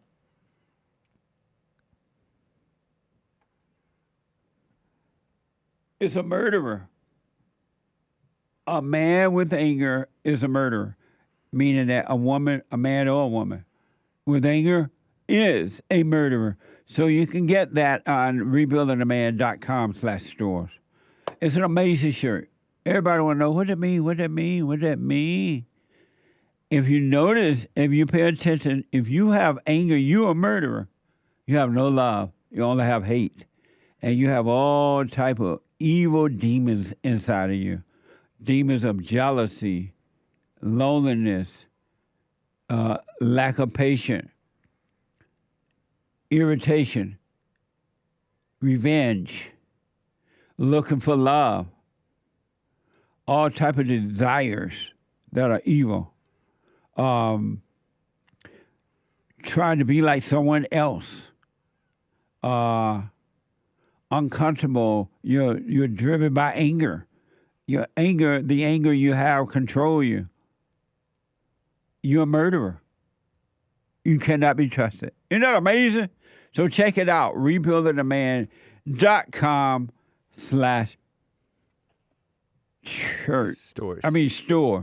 Stores. Let me go quickly to the phones. Patrick out of Massachusetts. Patrick, welcome to the show. You're on the air. Good morning, my brother. 1 second. One second. All right. Hold on, Patrick. I'll come back to Patrick. Let me go to Ian out of Wisconsin. Ian, hold on, Patrick. I can't be... Hold on. I'll come back to you. Ian out of Wisconsin. Hey, good morning, Jesse. Hey, Ian. Hey, man. How you been? All is well. Thanks for calling. Cool. Well, first I want to say that Bryce Mitchell Fallen State was pretty cool. It was amazing. Bryce Mitchell is the UFC fighter. And I had an amazing conversation with Bryce on the Fallen State last weekend. And he won his fight last Saturday. So the interview was last Friday great. and the fight was last Saturday. Yeah, that was amazing.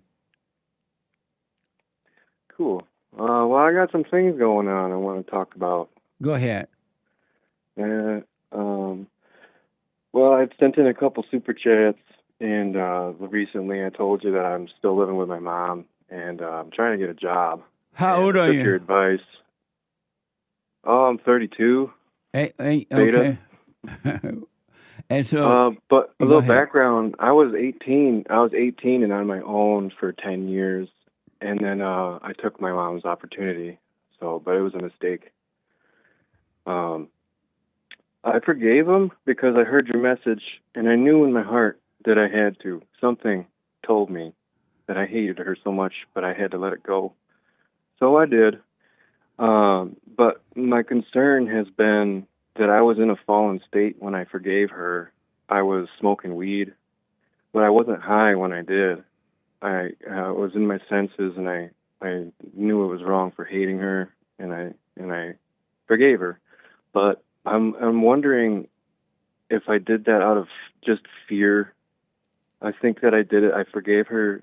I tell myself all kinds of things, and I'm wondering if I forgave her just because I was afraid of going to hell if I didn't. I don't know. So your question is what now?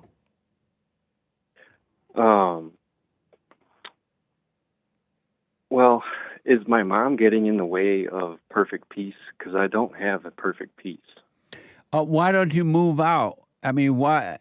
It was a mistake to move back in there with her when she invited you in. Now that you know, why don't you move out? Well, first step I have to get a job. See, I got fired because I was a pothead. But why don't you go and get another job? There are a whole bunch of jobs out there. Yes, sir. Yeah, I'm applying every day. I stopped in and dropped off my resume. Oh, okay. I'm calling back places, and they're. Okay. It's interesting how I have to deal with all these females who are in charge of hiring. I haven't talked to a single man about a job. I know, that's so unfortunate, man. It really is unfortunate. But let me ask, so you forgave your mother, and are you like still getting angry when you are around her? I stay quiet because everything that we talk about ends up being something extra that it doesn't have to be. Right. So yeah, I called you once and you told me never ever argue with her again, and I never did since. Oh, good. But she would try. She would really, really try. And I just have to let her talk without, Oh, and why don't you walk away when she tried to start an argument about something? Why don't you just walk away?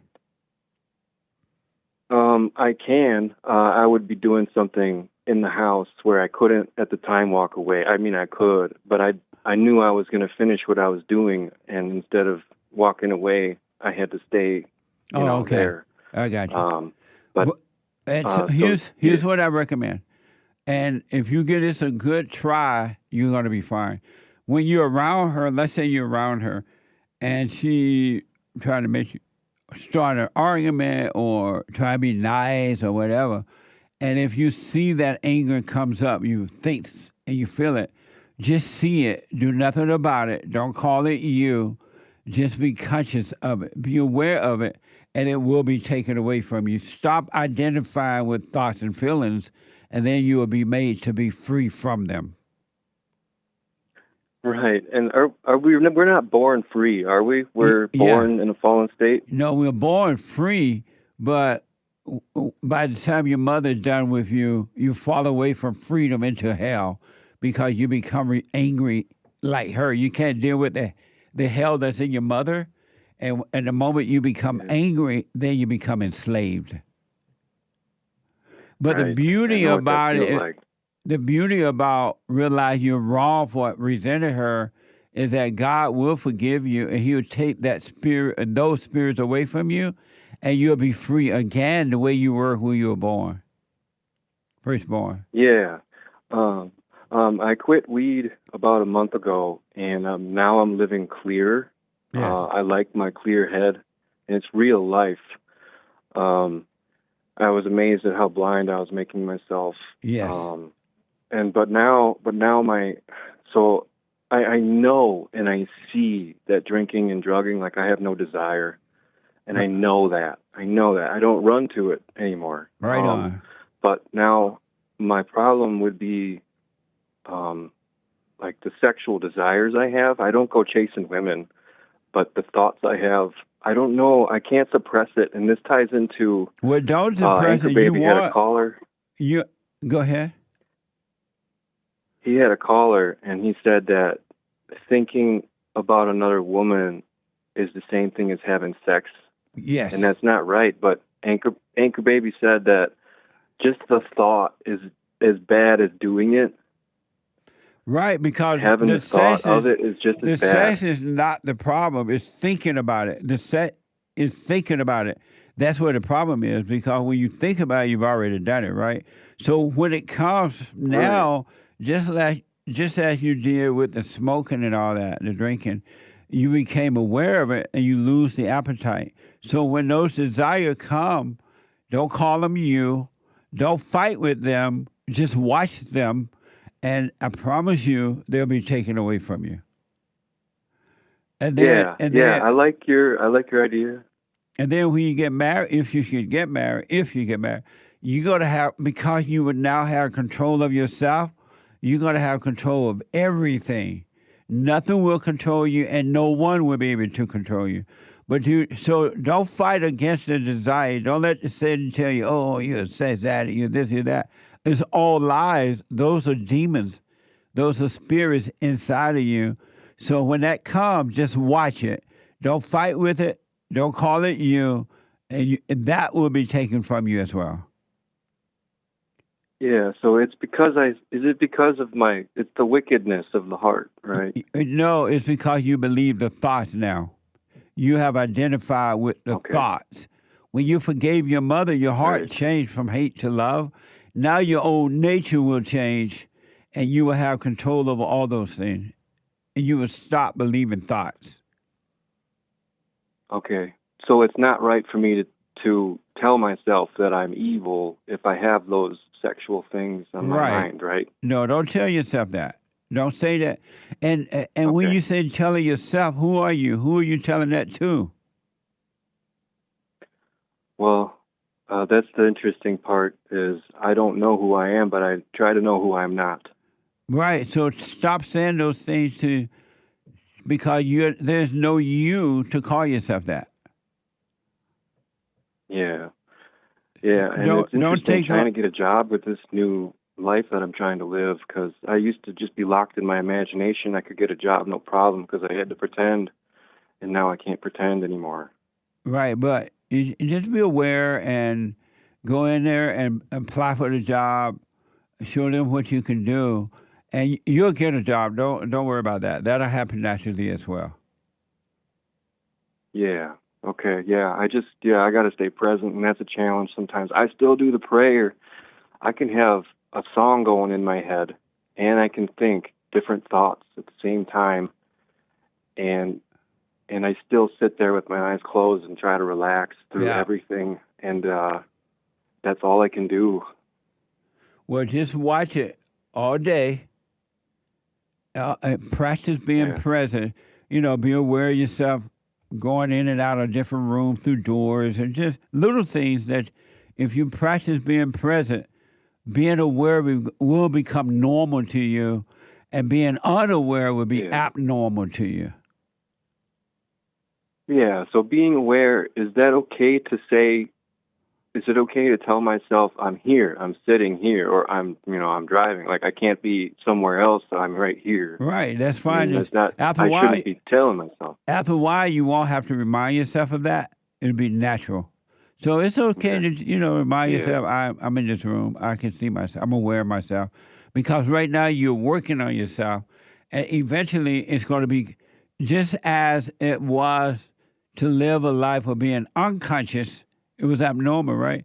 It's going to be normal to live a life of consciousness, being aware in the present, and it's going to be abnormal to live a life of unconsciousness.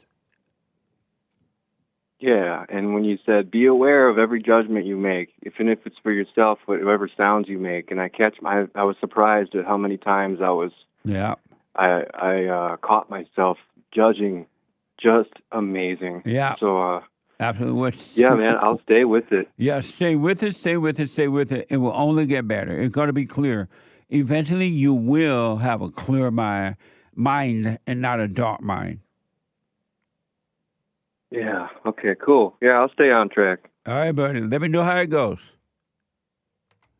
No problem, man. Thanks to you. You're welcome. Amazing. 888-7753-773. Let me check and see if Patrick's ready out of Massachusetts. Patrick, let's try it again. Good morning, Jesse. Hey, Patrick. I'm sorry about that, man. I'm at work. Okay, no problem. Go ahead. All right, so I wanted to ask you a question. What do you think about that? Okay. So when I was a kid, when it was Easter time or Christmas time, my father, he always gave me like a present on Christmas or on Easter. He used to get the eggs for me to chase and stuff like that, right? Right. And then when I grew up a little bit more, I started to ask him what is Easter or Christmas about, and he told me. So Christmas is when Jesus was born, and Easter was when Jesus resurrected, right? Yes. And I thought to myself, why don't we celebrate that Jesus was born instead of thinking about Santa Claus and presents and getting all that ego inside of us, when we just should be the real thing, should it be about Jesus when he was born? We should celebrate that. Why do we celebrate this Christmas and presents and all that stuff? What do you think about that? Because we like getting gifts. We like for Santa Claus to show up. We like to have ham and cakes and sweet potato pies and things like that. I mean, we could have sweet potato pies and still think about Jesus. But how you going to have a sweet potato pie when you think about somebody died and now they rose? That doesn't make sense. I get it. Just that people never think about Jesus on Jesus Day. It's just for fun. It's as long as you don't identify with it and don't make a big deal of it, you can have fun with that. It's for fun. I didn't get deep into it. Yeah, don't make it a big deal. All right, man. And I had another question as well. I want to talk about the Revelation, the book of the Bible, a little bit. Okay. All right, man. So I was reading the Revelation. I read everything. And I know you say always that Jesus already came and he's not coming back. Without a doubt. He's already come back.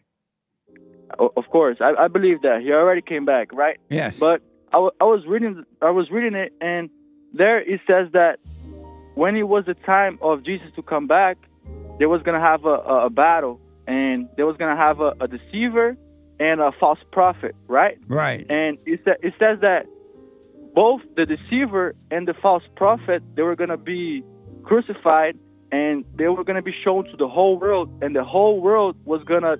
Hold on a minute. Can you hold for me? I can. Yeah, let me take a break. 1 more hour to go. Hate news, not the fake news, but the hate news. I'll be back in a moment.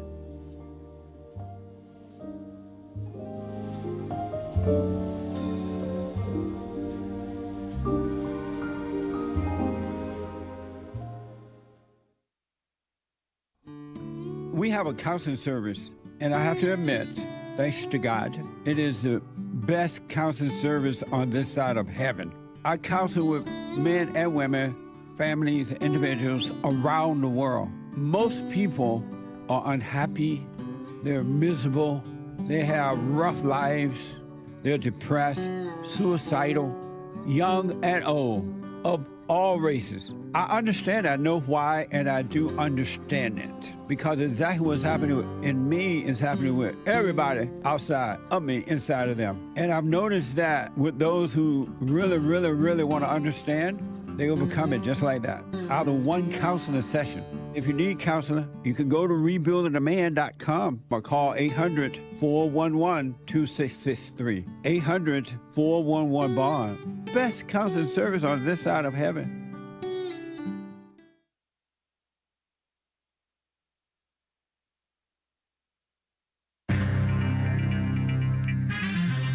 serious mess going on in the world. This is the end of hour 2 of the Jesse Lee Peterson Show. The lines are full. JLP will be right back to your calls, and we'll get to your super chats as well. But first, fake news on fake news. Ukraine energy infrastructure got hit, by the way. And Stanley Lid, CNN, says that they can loosen and leak when you have hot coffee. Could burn you, or hot whatever. Could burn you. And get your protein from beans, CNN says. Beans, not bugs. Not meat. Meat is evil. Meat is murder. I'm kidding around. And by the way, Amazon and Meta, that's Facebook and Instagram, they're both donating like $1 million each or something. I don't know, both donating to Trump's inauguration fund. Very cool. Unity, once again, right? Anyway, after the Jesse Lee Peterson Show, thehakereport.com, that's my show. No Joel Friday on Friday. I know, it's weird. And then The Fallen State, and then an early American anchor, baby. So cool. Check them all out. You can go to jesseleepeterson.com/show for all the links to The Fallen State up at the top.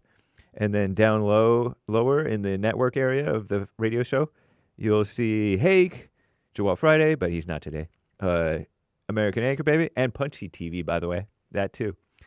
In Syria, Commie Nonsense Network, CNN reports, rebel leader Mohammed al-Jolani urged Syrians to celebrate the fall of the great Assad's regime.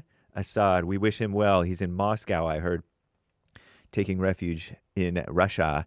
The fall of the Assad regime, celebrate it without firing shots after accidental gunfire caused deadly chaos in the northern city of Raqqa, R-A-Q-Q-A. Jolani's message, this Mohammed, so-called rebel leader, Mohammed al-Jolani, his message comes after hundreds of people took to the streets of Raqqa Thursday to celebrate the ouster of the longtime so-called based dictator Bashar al-Assad. I don't know if he's based, but I support him. And a man lost control of his machine gun. And he mistakenly opened fire on bystanders. At least one person was killed, 15 wounded, according to a local journalist and witnesses. Additionally, more than 1 million people have been displaced across Syria since the collapse of the Assad regime. So estimates the far-left anti-white UN, United Nations.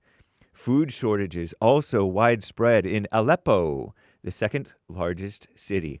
Probably not everybody's happy about the fall of Assad. Probably not everybody's happy. And I'm leery as to whether it will be a positive thing overall or an evil thing overall. Remains to be seen. And Ukraine propaganda. Russia launched a widespread attack on Ukraine's energy infrastructure. Communist buzzword. Overnight, forcing the country to implement emergency power outages. Ukraine authorities said today, quote, the enemy continues its terror. Once again, the energy sector across Ukraine is under massive attack. Is that a band? So says Ukrainian Energy Minister Herman Halushchenko. That's what he said. Extent of the damage yet to be clarified. Moscow's forces have intensified bombardments of Ukraine in recent months, leaving the country in a precarious position as the war grinds on. It's terrible. Into its third winter. Going to be a long winter, but Trump. Hold tight, Russians and Ukrainians. Trump is going to get you guys to get along. Make do. Separate. The U.S. on Thursday announced a $500 million aid package for Ukraine in the coming months, days, that will pull equipment out of the U.S. military stocks to help put Kiev on a strong footing going into 2025. What a mess. So said a senior Biden administration official. Stanley is a drinkware brand, all uppity and fancy, but it exploded in popularity, but it may be exploding in other ways. Well, there's potential burn hazards because the lid may be subject to heat and torque. So don't get leaked hot stuff on you. I'm James Hake.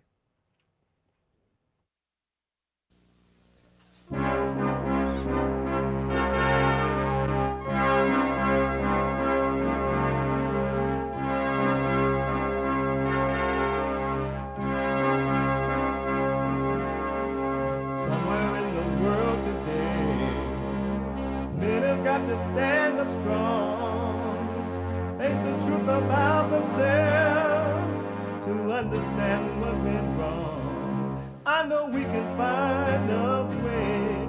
I know we can find a way. I know we can find a way to stand up, stand up, stand up.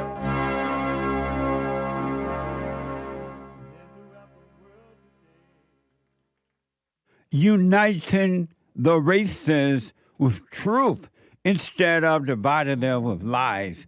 We're also rebuilding the family by rebuilding the man. I am Jesse Lee Peterson. Welcome to the third hour of the show today. It's Friday. It's Get It Off Your Chest Day. You can get involved by calling 888-7753-773, 888-77-JESSE. And my biblical question for this week: did you find God or did he find you? Did you find God or did he find you? Amazing question. You can listen to the show if you're running around, if you're busy. You're like, well, I can't sit and watch it. I got to go make breakfast, or I got to take my children to the public school because I don't love them enough to stay home and raise them. I want to be like the man and go to work too. Or you're like, I got to go buy me some fentanyl. I want to be high. Or you just land up at a beach. You can be listening to the show on your iPhone or iPad by calling the listen line on TalkStream Live at 605-615-4131. 605-615-4131. And to donate and have your comments read out loud, go to Buy Me a Coffee. BuyMeACoffee.com/JLP Talk or bondjlp CashApp. bondjlp CashApp. It's Friday. It's Get It Off Your Chest Day Friday. It is whatever is on your mind. Express yourself Friday. You, Tom, like a mug. You need to go and get yourself bleached, because everything you say about black people, and you're sitting up there looking like a tar baby. It might sound like a semantics argument, but he's a gray alien.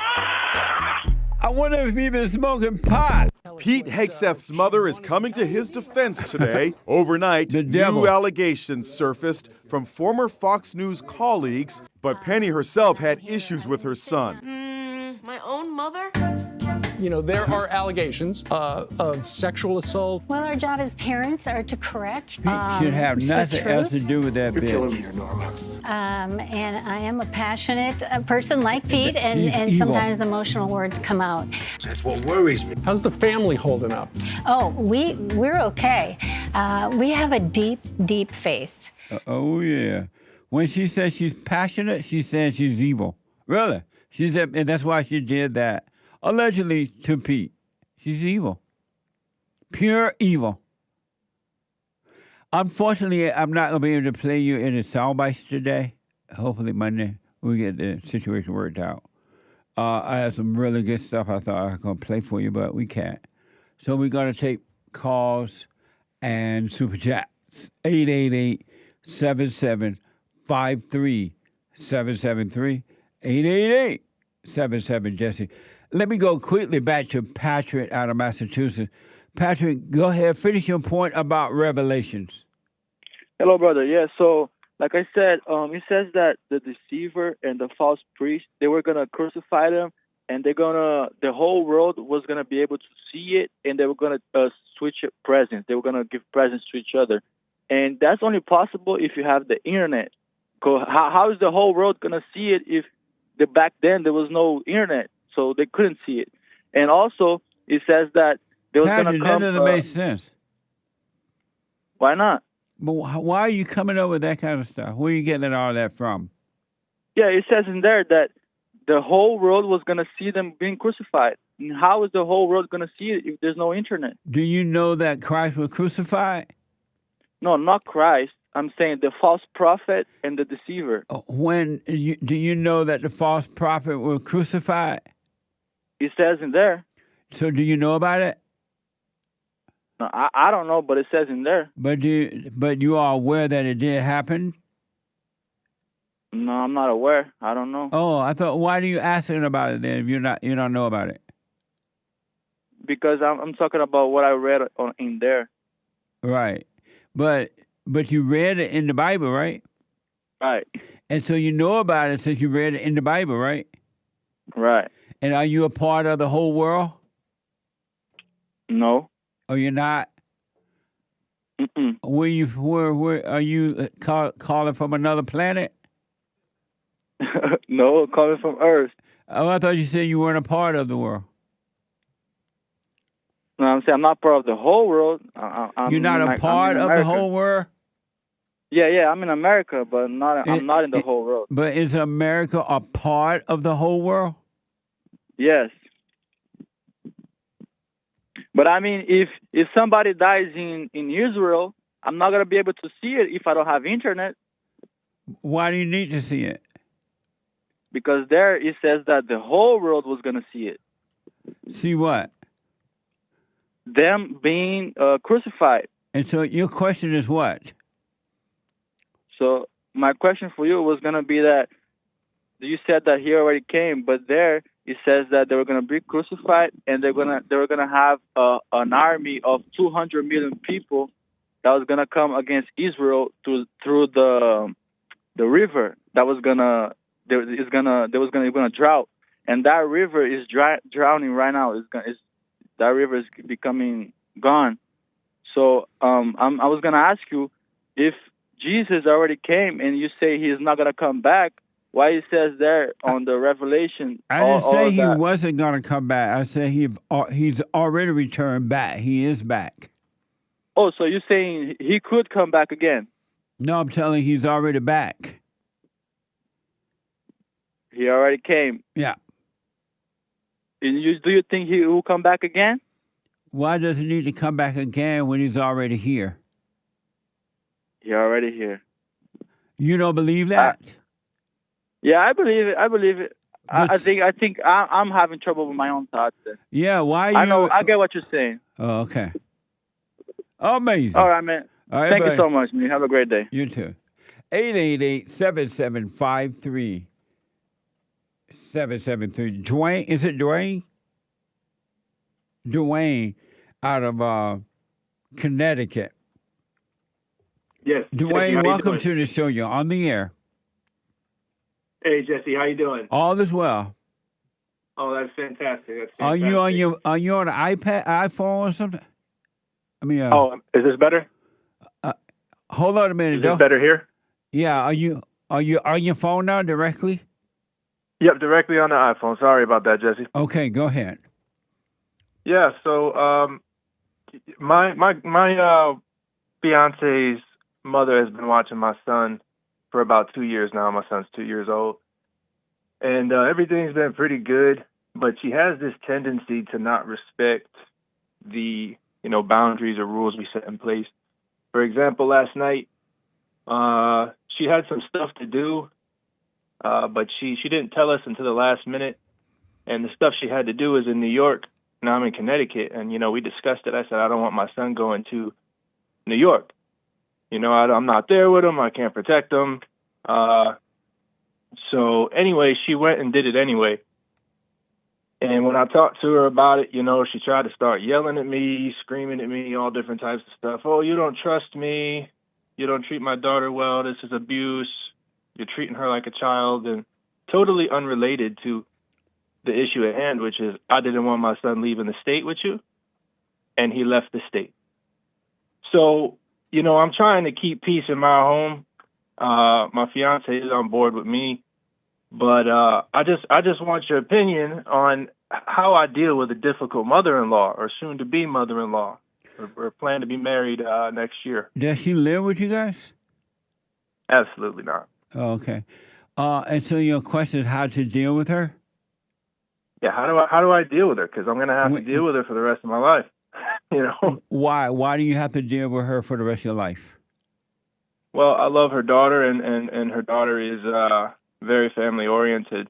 So we're gonna have to cross paths, and it's always a crossing of boundaries. So it's a challenging situation to handle. Where I love my fiance, but you are your fiance family now, not her mother. Her mother is not her family anymore. That's why God said for the man to take his wife far away from her family. I would recommend when she get back, you take your baby back to safety, away from her, and have nothing else to do with her. Don't let her call your fiance. Don't let her in your house. Don't let your child near her, and have nothing to do with her. She's evil, and you need to be honest about that. Hey, you're evil. Stay away from my family.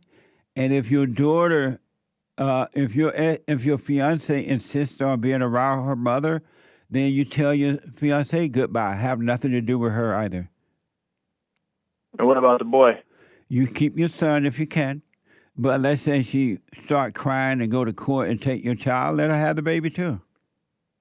Don't let anyone or anything be that important to you that you will give up the truth for it. They will destroy you otherwise.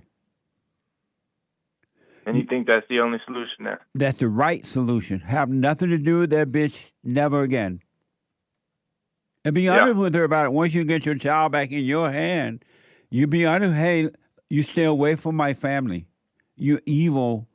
And if your little fiance start, oh, that's my family, blah, blah, blah, blah. You tell her to make up her mind. Either she's going to be with you because you're the older family she has now, or if she says, no, I want my mother, then don't marry her. You're making a mistake.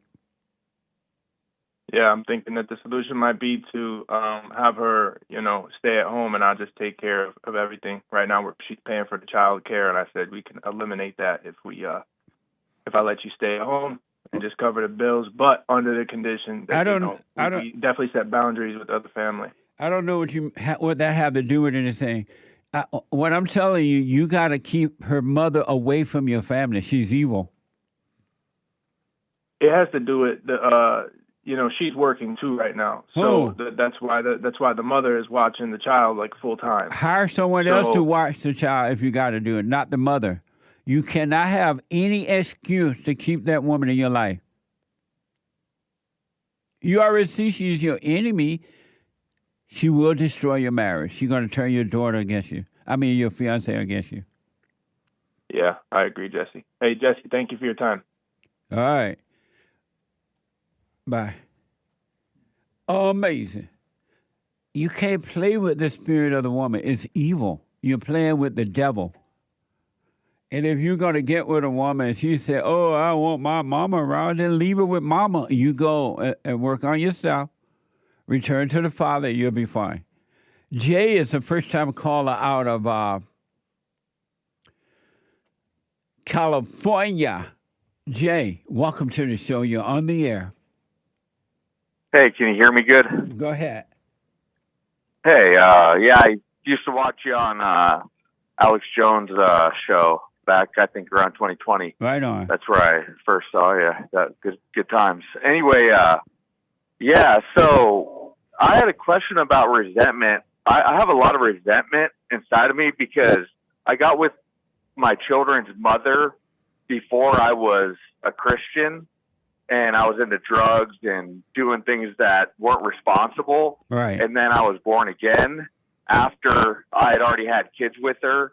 And so I reversed everything in my life to try to just do my best at resembling who Jesus was.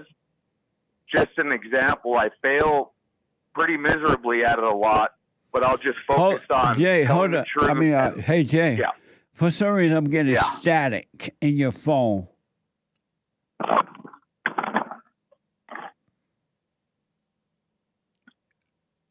Hello? Yeah. Is this better? Yeah, that's better. Is that better, Jay? Yeah, do it be on speakerphone. Were you on the speakerphone Yeah. before? Yeah, No. I was on a headset. No, never be on a headset or speakerphone when calling into the show, all right?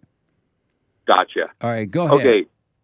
Yeah, so pretty much all I do now is I just tell the truth at all times. Right. I don't lie about anything. Good. And that's with my kids, too. I just tell them the truth about everything that I think even they can't understand to a point. They're 10 and 11. But the point, my problem is you're saying don't resent people when they're doing evil things to you because they can't help it. Right. My argument against that is Jesus said many times in the New Testament that we need to judge things not by our flesh's standard, but by his standard of righteousness. So he's pretty much saying we need to judge all things righteously, not in a way where we benefit personally right. against somebody else. Right. So I have anger towards her because she intentionally, knowingly sets the stage with massive traps that I can't help but fall in because I'm trying to be a good dad. And if I don't resent her, I can't have anger towards her to where she'll stop it, because I found she stops doing it as much if I'm catching her doing it. So my question is, if anger makes you a murderer, I'm not saying that, I might be taking it out of context, but you just said that if you have anger towards somebody, you're a murderer. Jesus had anger in the temple when he turned the tables. And I think that was him providing evidence to us that righteous anger is proper anger, because at a certain point, when humans push you around too much, you have to use what God has given you as a defense mechanism to warn them off from further evilness towards you. Does this make sense? No. Okay. Zero, no sense. Number one. Just justifying, huh? Yeah. Number one. Number one, if you understood what's happening with you, what's driving you, knowing that it's not you, but something else is driving you, you will understand that about all people. And so when this woman play her little games, you would not resent her because you would know that it's not her. It's something else driving her. And in knowing that, you won't judge her, meaning that you won't be angry and judging her. You will still deal with the situation, but you would not judge her because you would just know that she's evil and she can't help it. And that's what it means to have righteous anger, is to see what's driving others and don't judge them for it. And then what they're doing, what they're trying to do to you, it won't happen to you. It'll happen to them. They're doing it to themselves, thinking that they're hurting you, and they're not. But if you judge them, then you're going to have a false identity of yourself. You're going to think that it's being done to you, and you're going to feel the pain of it. You're going to get mad. You're going to want to strike out. You want to get revenge. But what other people are doing, they're not doing it to you. They're doing it to themselves. If you truly saw that there was no you and you had perfect love, your enemy will surround you all about, but they will not be able to touch you because you would know there is no you and you have perfect love. I agree with you. Say there's a court involved monitoring our communications. Am I to call her out on those communications that they want to see what we react to with one another because there's kids involved and we're sharing custody? Or like the last caller, do I just disregard my kids if it causes me anger and I just betray them and leave? That's a serious question, by the way. Right. Because I don't think I can follow your advice in my situation currently, because I had kids before I was a Christian. So I've already dug myself a hole when it comes to baggage that holds me back from being the best Christian I can. which is dealing with a sociopath who is their mother. And it causes me anger. I agree with you that I need to not judge her because you're right. She does it to everybody that is involved in her life. Yeah. So it's not just me, it's everybody. And that proves your point that it's her. Right. She's doing it to herself because she not only does it to me mostly because I have kids with her and she resents that I'm here and I'm a Christian and I'm out shining her in God's image. Are you living with her right now? No. She left me back in 2016 and took my kids, and I had to fight in court to get them back. Oh, I see. And so now you have custody or you have her divided custody of your children? Share it. Oh, okay, share it, Yep. custody. And what happens when it's time for you to be with your children? She gaslights them and alienates me, telling them things like, hey, I'm going to take your dad back to court, but just don't tell him. Keep it a secret. We're going to move to Hawaii, even though that's not feasible or sensible, but it's a really fun place that she's taken them multiple times on vacation. So she'll use those happiness times to try to program them into thinking I'm the enemy of their happiness because I'm saying no to Hawaii. Right. And she'll alienate me, trying to turn them against me because they don't know better. And it works. And how old are they? 10 and 11. Oh, okay. And what do you mean by the court have to monitor you by phone or something you said? Yeah, so we're using an application they've ordered due to the dysfunction, which is called a Talking Parents app, which is monitored by them, and we use it just to communicate back and forth. That's awful. Why don't you drop all of this and work on you? Let the kids go, let everything go, and just work on you. I would have to turn away from them and leave them to a sociopath 100% of the time, which would cause them to never be saved from their sin. But she's by never Christ. She's not going to let that happen now anyway. And once they become of age, you don't know what's going to happen then. But by you staying and frustrating yourself like that, it's not working anyway. She's destroying them anyway. Can I give you an example how I know I'm making progress? Not me, but Christ in me. Okay. With the kids? Yeah.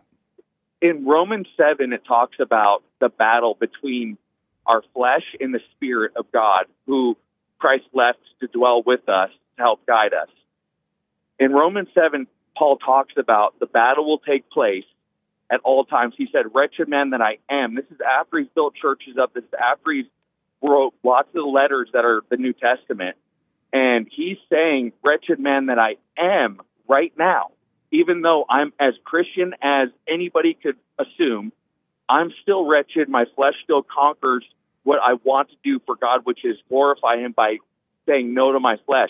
My son, when he was 8 years old, out of nowhere, and I've never shared Romans 7 with him except a little bit, not enough to understand, and most adults can understand it.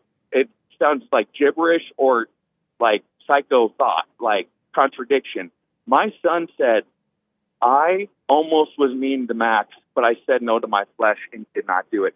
Only a Christian that's saved and has the Holy Spirit dwelling in them can understand that and say no to their flesh. And my son did that. And he's done it multiple times after that. So that, to me, says that it's not me making progress for him saying no to his sin.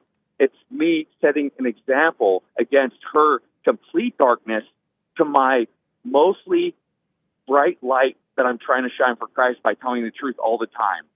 So that's why I will not leave, because I can see there's progress. And if I leave, there's no doubt that Satan will run everything. Does that make sense? I understand what you're saying. Don't know how that scripture applies to your situation, but I do know that you don't love them, because if you love them, you will be willing to let them go, and that your everything that you're feeling and thinking is all about you, and it has nothing to do with the children. And even with her, it has nothing to do with the children. It's all about her. Two devils are fighting together. Because if you love God with all your heart, soul, and might, you would not cut the baby in half. You ain't no way in the world you would be hooked up to some phone where the court have to communicate with you and all that. You would not be controlled by anything or anyone if you truly love God. You love the idea of God, but you don't love God because you're unwilling to let go of the world.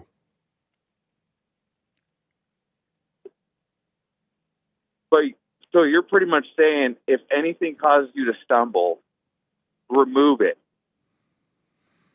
I'm saying that if you can become angry, emotional, and just fake love and worry and fight with the devil, you don't love God. You don't know God. You just know about him.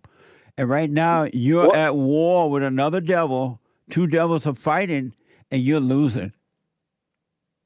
What if my anger was on a Richter scale a 10 prior, and now it's like a 3, and I'm making massive progress with God's help? Well, anger Do I is just abandon? Anger is sanctification. Anger is anger. There's no scale of it. Evil is evil and evil. Either you are no anger or you're all anger. It's not. There's no gray area for anger. Okay, let's wrap it up then. What about Christ in the temple when he turned the tables and had anger? He did not have. He did not have the anger that you have. You have a judgmental anger. Christ had discernment. You don't have that. Okay. Christ, but God and Christ allows me the discernment. God and Christ had dispassionate love. You have passionate love, and that's what's driving you. And that passionate love is of your father, the devil. All right, I got you. I don't agree, but I understand your point of view. And why don't you agree? Because Christ said to judge all things. He didn't say judge all things righteously, but he said use proper discernment and judge things with truth, which means he expects... Go ahead. No, finish your point. It means he expects what? Which means he expects us to have trials and tribulations, but to lean on the Holy Spirit as guidance to help us be sanctified and made new again. Where are you getting all this from? That's insane. The New Testament. Ask your co-host. He knows everything I'm saying is exactly proper. Who about co-host? The guy that was talking about the Old Testament and God's names and things of that nature. Oh, you mean Hake? Yeah, ask him. He's not I know what I'm talking about. God's doing amazing things in my life. I'm not perfect, but do you want to know God? I do know God. Do you want to know God for sure? I know that I'm a sinner, and that is the first Do you step. want to know God instead of knowing about him? Yeah. Drop your anger. You can't serve anger and God. I'm sorry? I'm trying. How? And I'm succeeding sometimes. How are you trying? By walking away when I'm mad. No, that's not how you overcome anger. Complete anger? Right. Forever? No anger in my life ever again? Right. So you're saying you're never angry? Never. Ever? Because anger is evil. Anger is of the heart. And any man or woman that has anger, their hearts are wicked. And you can't walk away from that. You have to overcome that. Okay, well, we're going to disagree, and I profess the gospel now on your show, and everybody heard it, and they understand where I'm coming from. You can laugh, Jesse, no, but I disagree with you, and I'm pointing to scriptures. No, right, and that's the problem. Okay. All you're doing is intellectually quoting scriptures while losing the battle. Thank you, Jay. Answering your question. Call me again, Jay. scripture. I got to take a break. Back in a moment. And the treasure chest. Oh, the treasure chest is now open on D-Live. so they can control you. It's like being married. And the wife would do things to make you mad, or she'll do things to make you feel good. And men do that to women too when they want something from the woman, especially sex. They'll make her feel good, or they'll make her angry. And the woman's gonna have to say, you don't want to be angry. You want to speak up. You want to disagree with what's going on. It's wrong, but do not be angry. Then you won't have fear. You won't have doubt. You won't have worries. You'll be able to see, but you got to stay away from anger. That's why you must forgive your mothers and your fathers so that you can overcome the spirit of anger. It's a spirit and it's wicked. Nothing good in anger because it has no love, folks. You need love to defeat evil. And love is not a weakness. It's a strength. It's from God. It's His nature.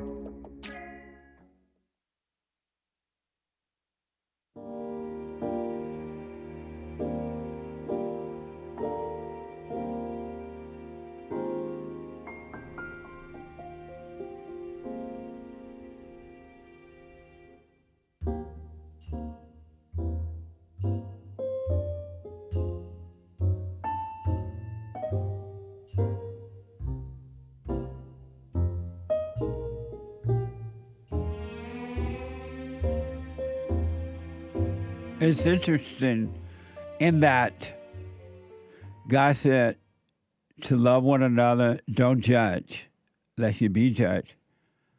And to love if you want me to love you back. I will forgive you if you forgive. And the people are not doing it, but they know the scriptures. What a mess! So the Hake Report is coming up at 9 a.m. The Hake, H-A-K-E report.com. The Hake Report from 9 to 11 a.m. Pacific time. And then at 12 noon today, a brand new episode of the FallenState.tv. I talked with Dakari Lariat. And he is a former Whirlpool executive and self-proclaimed police brutality survivor.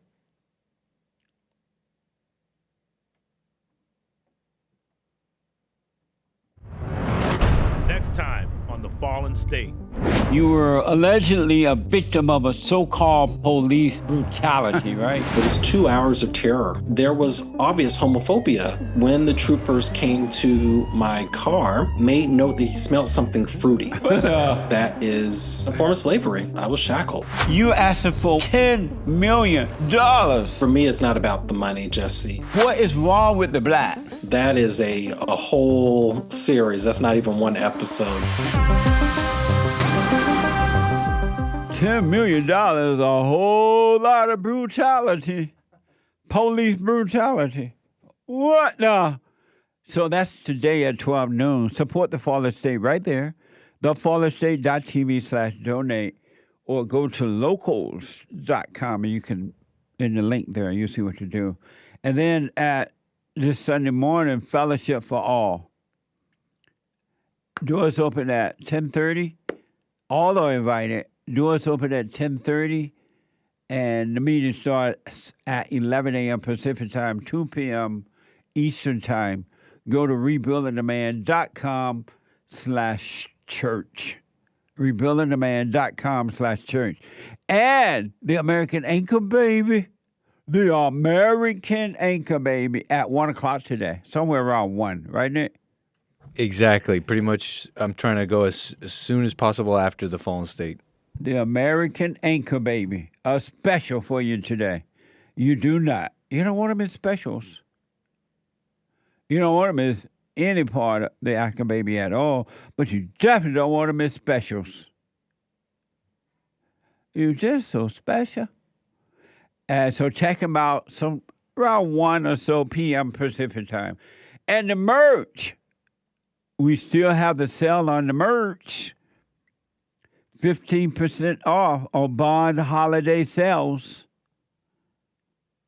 on all merch this month. RebuildingTheMan.com/store. And last but not least, don't forget to donate to Bar. We're trying to meet that chalice grant of $50,000 Someone, hey, Jesse, I give you up to $50,000 to help you raise $100,000 if you can raise $50,000. And it's tax deductible, so run, don't walk. To rebuildingtheman.com/donate. Rebuildingtheman.com/donate. Or you can call 800-411-BOND. 800-411-2663. Or you can mail it. Snail mail. P.O. Box 35090. LA, California, 90035. P.O. Box 35090. LA, California, 90035. We got this amazing Christmas gift this morning, right now, from, what was their names again? John and... Was it Jim and Stephanie Omid? Can you hear us? It was, Hold on. I just opened it up. And it's amazing. Thank you. It's like the second one we've gotten. And this is a bigger box for the whole staff. Jim and Stephanie. What? Jim and Stephanie. Jim and Stephanie. Correct. Thank you, Jim and Stephanie. That's amazing. What a time, what a time, what a time. When we get into that box, oh, what a time. Thank you so much. And thank you to Justice. Oh, my God. I love Justice. Thank you, Justice. Out of San Francisco area there. Las Vegas. Not San Francisco, Las Vegas. Amazing. So let's do some super chats, and then we'll get back to the phone. Super chats. Curly gave some money on Cash App. Thank you. Thank sir. you. Yeah. Or ma'am. Sam bought another coffee. Good morning, Punchy and the experts. Morning. Concerning your friend's Muhammad Ali comment, when he changed his name to Muhammad Ali, by the way, he says Punchy and his experts. He says once again it's his favorite band. Muhammad Ali, after joining the Nation of Islam, every time a reporter, opponent, fan, officer, or anyone called him Cassius Clay, his birth name, it's actually Cassius something Clay Jr. His daddy was Cassius Clay. I looked it up. He would throw a hissy fit. He couldn't even continue on until they called him by his new name. One time an opponent refused to call him by his new name in the whole campaign of the fight, and he was so ticked. When the fight finally came, he beat the poor guy into a pulp. Every time he hit him, he would yell through his mouthpiece, "What's my name?" The opponent never said it, so he whooped him pretty good. Drop the anger, kids. So says Sam Lemons. I don't know where he got it. Yeah, drop the anger. The point is, you got to drop the anger. If you want to be free, if you don't, hold on to your evil anger and call it righteous anger and see how far that get you. Amazing. Thank you. Thank you, Sam. JC says, can we do a full hour of JLP walking through the old Hebrew Bible names? Amazing. Bible names? Mm-hmm. No.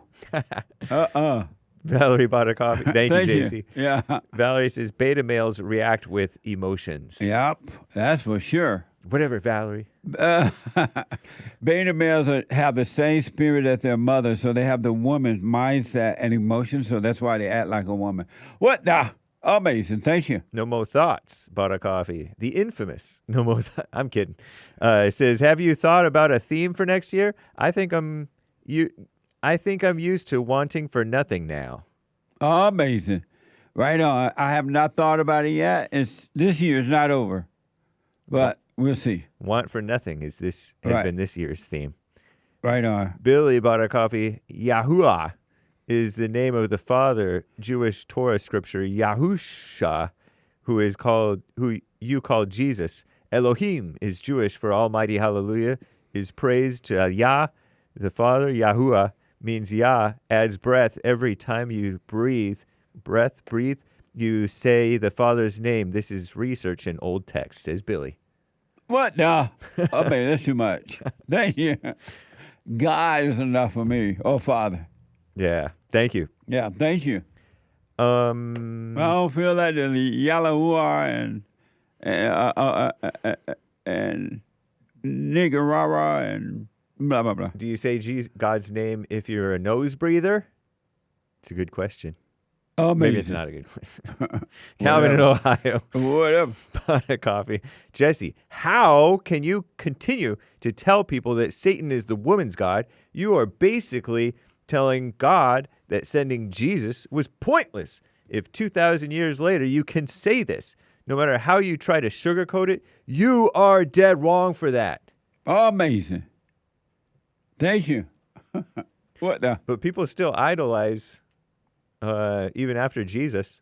So Satan can be their god. He is their God. Yeah. That's why their hearts are wicked. Satan is their God. Many people will squander the sacrifice. Amazing. Bill bought 5 coffees. Jesse, these men who have isolation issues, let's be real, they have deep mama issues. Beta, he says. Amazing. Thank you. And let me just double check over on the... shout out to the top contributors on the D-Live crew. Games for Rec 555-555-565. Misty, Wolf 336, and the rest of the supporters there. And thank you guys. I do believe that Jesus gave a cash app saying, "Don't read this out loud, Hake. It's for the church." Oh, oops.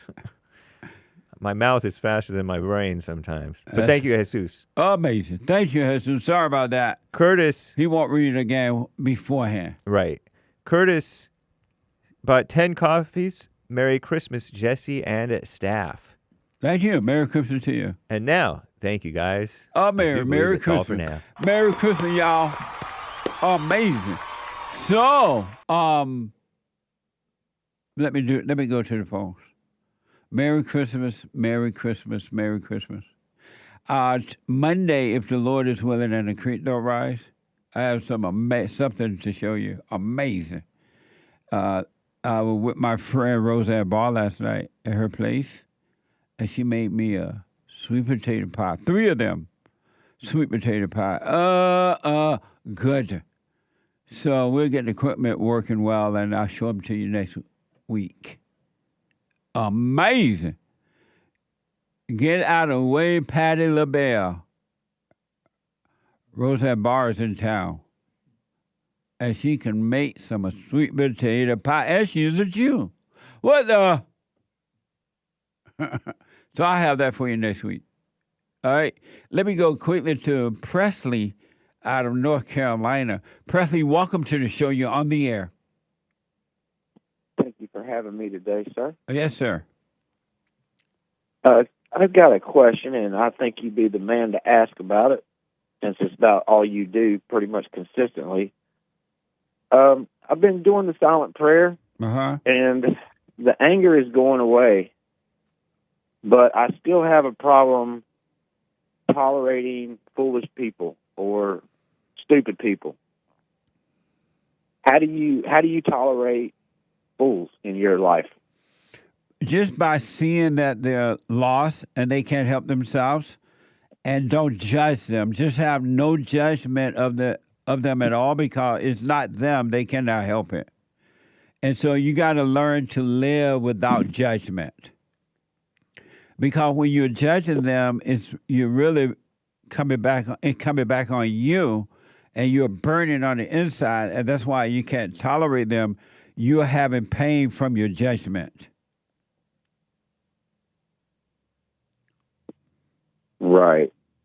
So at what point do you kind of realize that you need to walk away from somebody? I mean, sometimes it's the situation of, like, I might be dealing with a bank teller that's really dumb. I don't want to keep calling people dumb, but you know what I mean. I do, yeah. Some people, they're not clicking right with their day-to-day, you know. So at what point do you realize that basically they're not helpful and you need to walk away from them, like, without causing an issue, if that makes sense?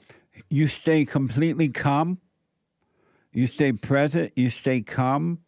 And you deal with them until you get the job you want done, whether it's making a deposit or you need some more information.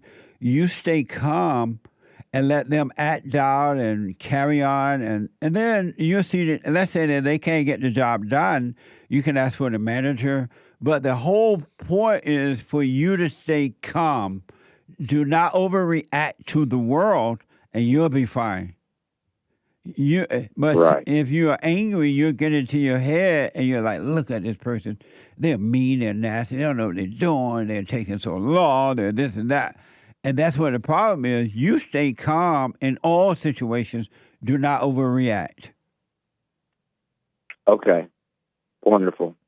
That's what I thought. I just wanted to see how you kind of deal with that in your day to day, because you have a lot of foolish callers. So I figured you'd be the man to ask. All right, you stay calm and don't judge, all right? Yes, sir. Thank you. Have a very Merry Christmas. Very Merry Christmas to you too. Thank you. 888-7753-773. Ronnie from Ohio. Ronnie, welcome to the show. You're on the air. Uncle Jesse, how you doing today? All is well, Ronnie. Merry Christmas. Merry Christmas to you. Thank you.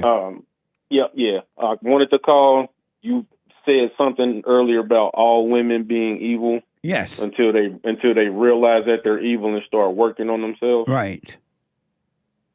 Or where'd you get that from? Well, you can see it for yourself if you wake up, but if you read Genesis, you'll understand the fall. You say all women. Yes. How do you know that? Because you can see it for yourself, but if you read Genesis, you understand the fall. I don't think I could see that for myself, because it's like 7 billion people in the world. Right. And presumably half of them are women. So I can't see and verify and know that 3.5 billion women across the world are evil. Well, once you see the evil in yourself, you will see the evil in all women.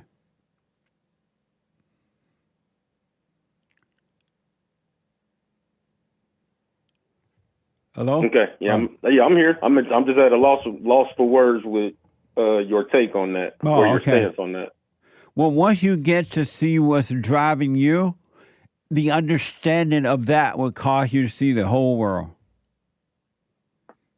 So how did you come to know that 3.5 billion women are evil? By seeing it in myself, and seeing it and understanding it allowed me to see the whole world. That's amazing. Oh, amazing. Thank you, Ronnie. Yes, sir. Have a good weekend. You too, buddy. 888-7753-773. Let me go to Mommy Africa.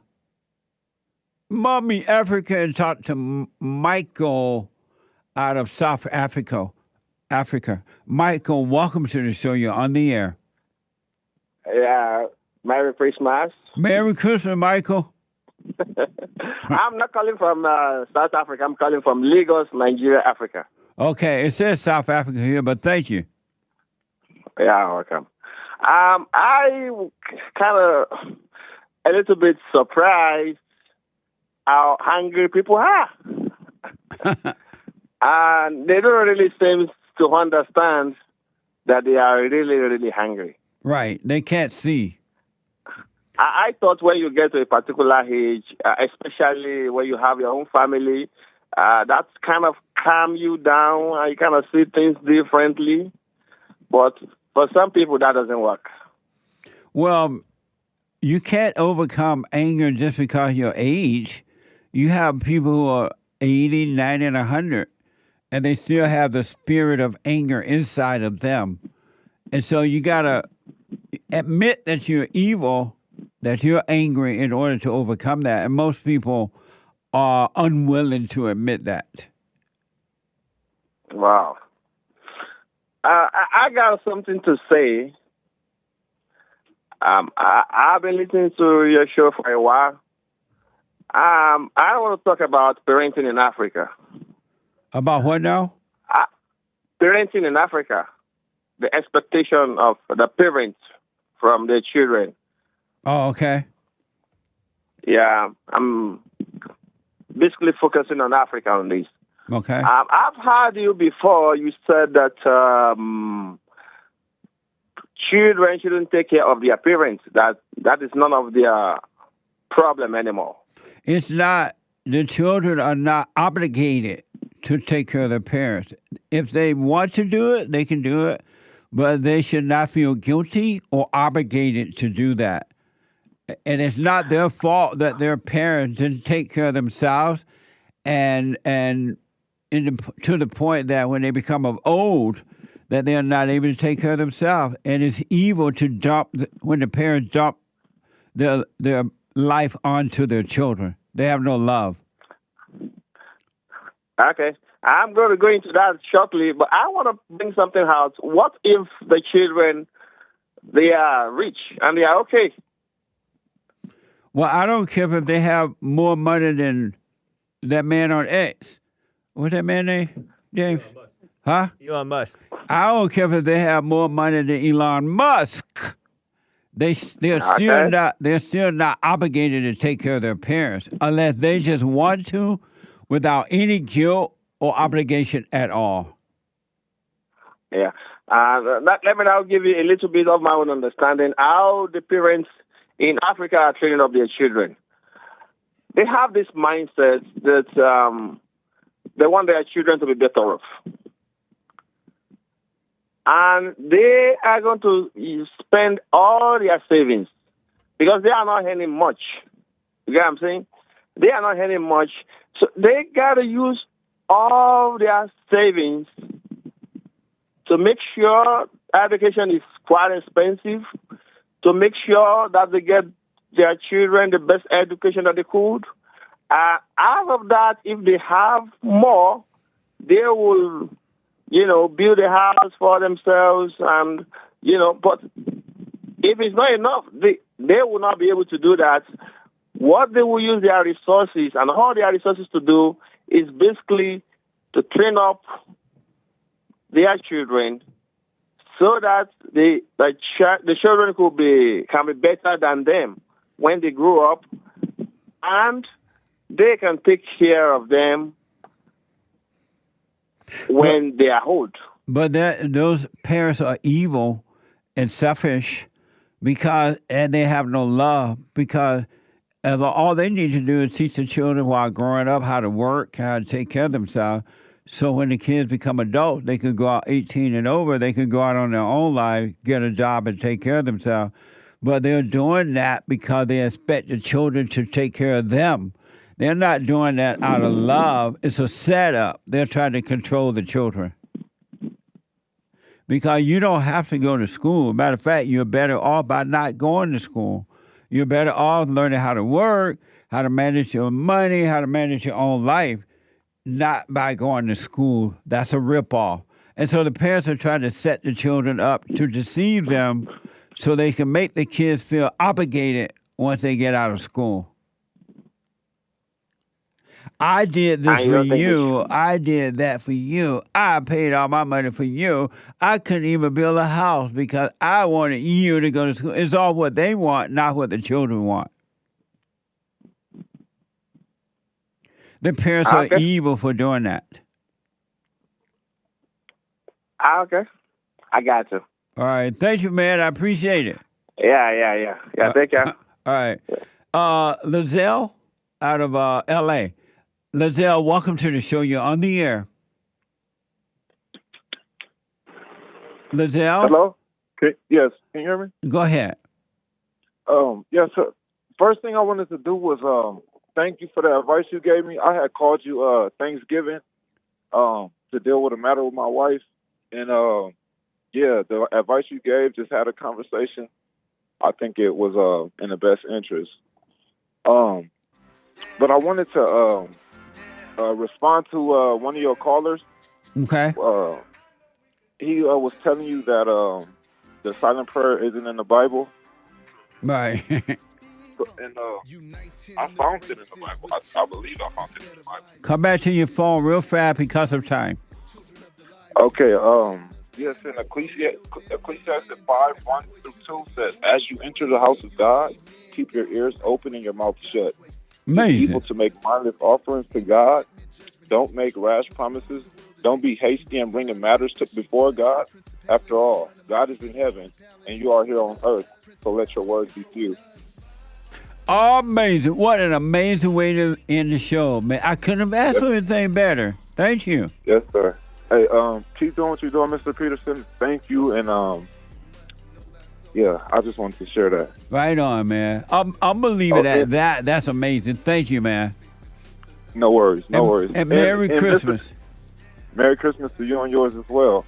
And even though he's that caller, the cancer, he's real hostile with you. Yep. He's your biggest fan, Mr. Peterson. He loves you. He just don't know how to express it yet. That's right. But again, Mr. Peterson, thanks for the advice, and happy holidays. You too, buddy. Merry Christmas. All right. Bye. I am so out of time. The Hake Report is coming up now. Thank you for your super chats. Thank you for your donations and your support. The see you at church on Sunday if the Lord is willing and the creek door. Rise, rebuildingtheman.com/church. And also get on that straight and narrow and just stay there. Drop your anger and doubt every thought. All thoughts are all lies all the time about anything. All right? Do the silent prayer, rebuildingtheman.com/prayer. Merry Christmas, and I'll see you on Sunday if the Lord is willing and the creek don't rise. So the Hake Report is coming up now. Then at 12 noon, the FallenState.tv, a brand new episode. And then at around 1 p.m. Pacific time, the American Anchor Baby. The American Anchor Baby was a guest on Roseanne show last night too, yesterday. We'll tell you about that next week as well. Sorry about that. Couldn't play soundbites today, but what a mess. Have a good weekend and Merry Christmas.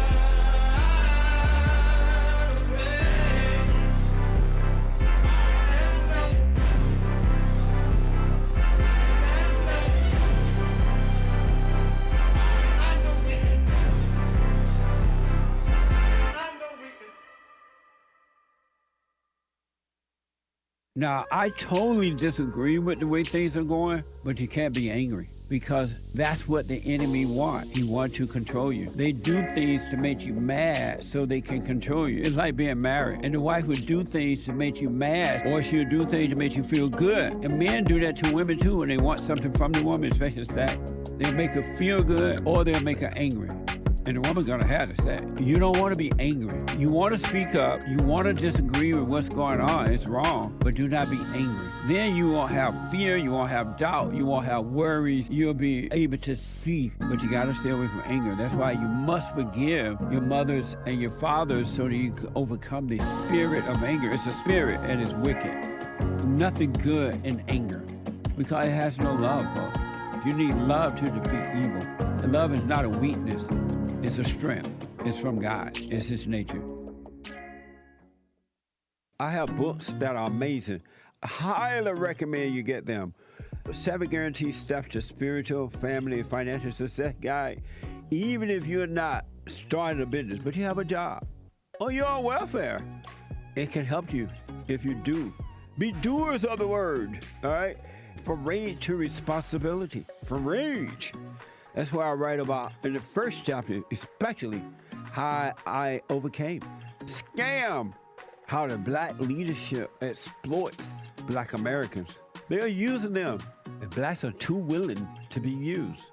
And then my last book, The Antidote, Healing America from the Poison of Hate, Blame, and Victimhood. They are all amazing books, and they are helpful. Go to rebuildingtheman.com if you want an autographed copy, or call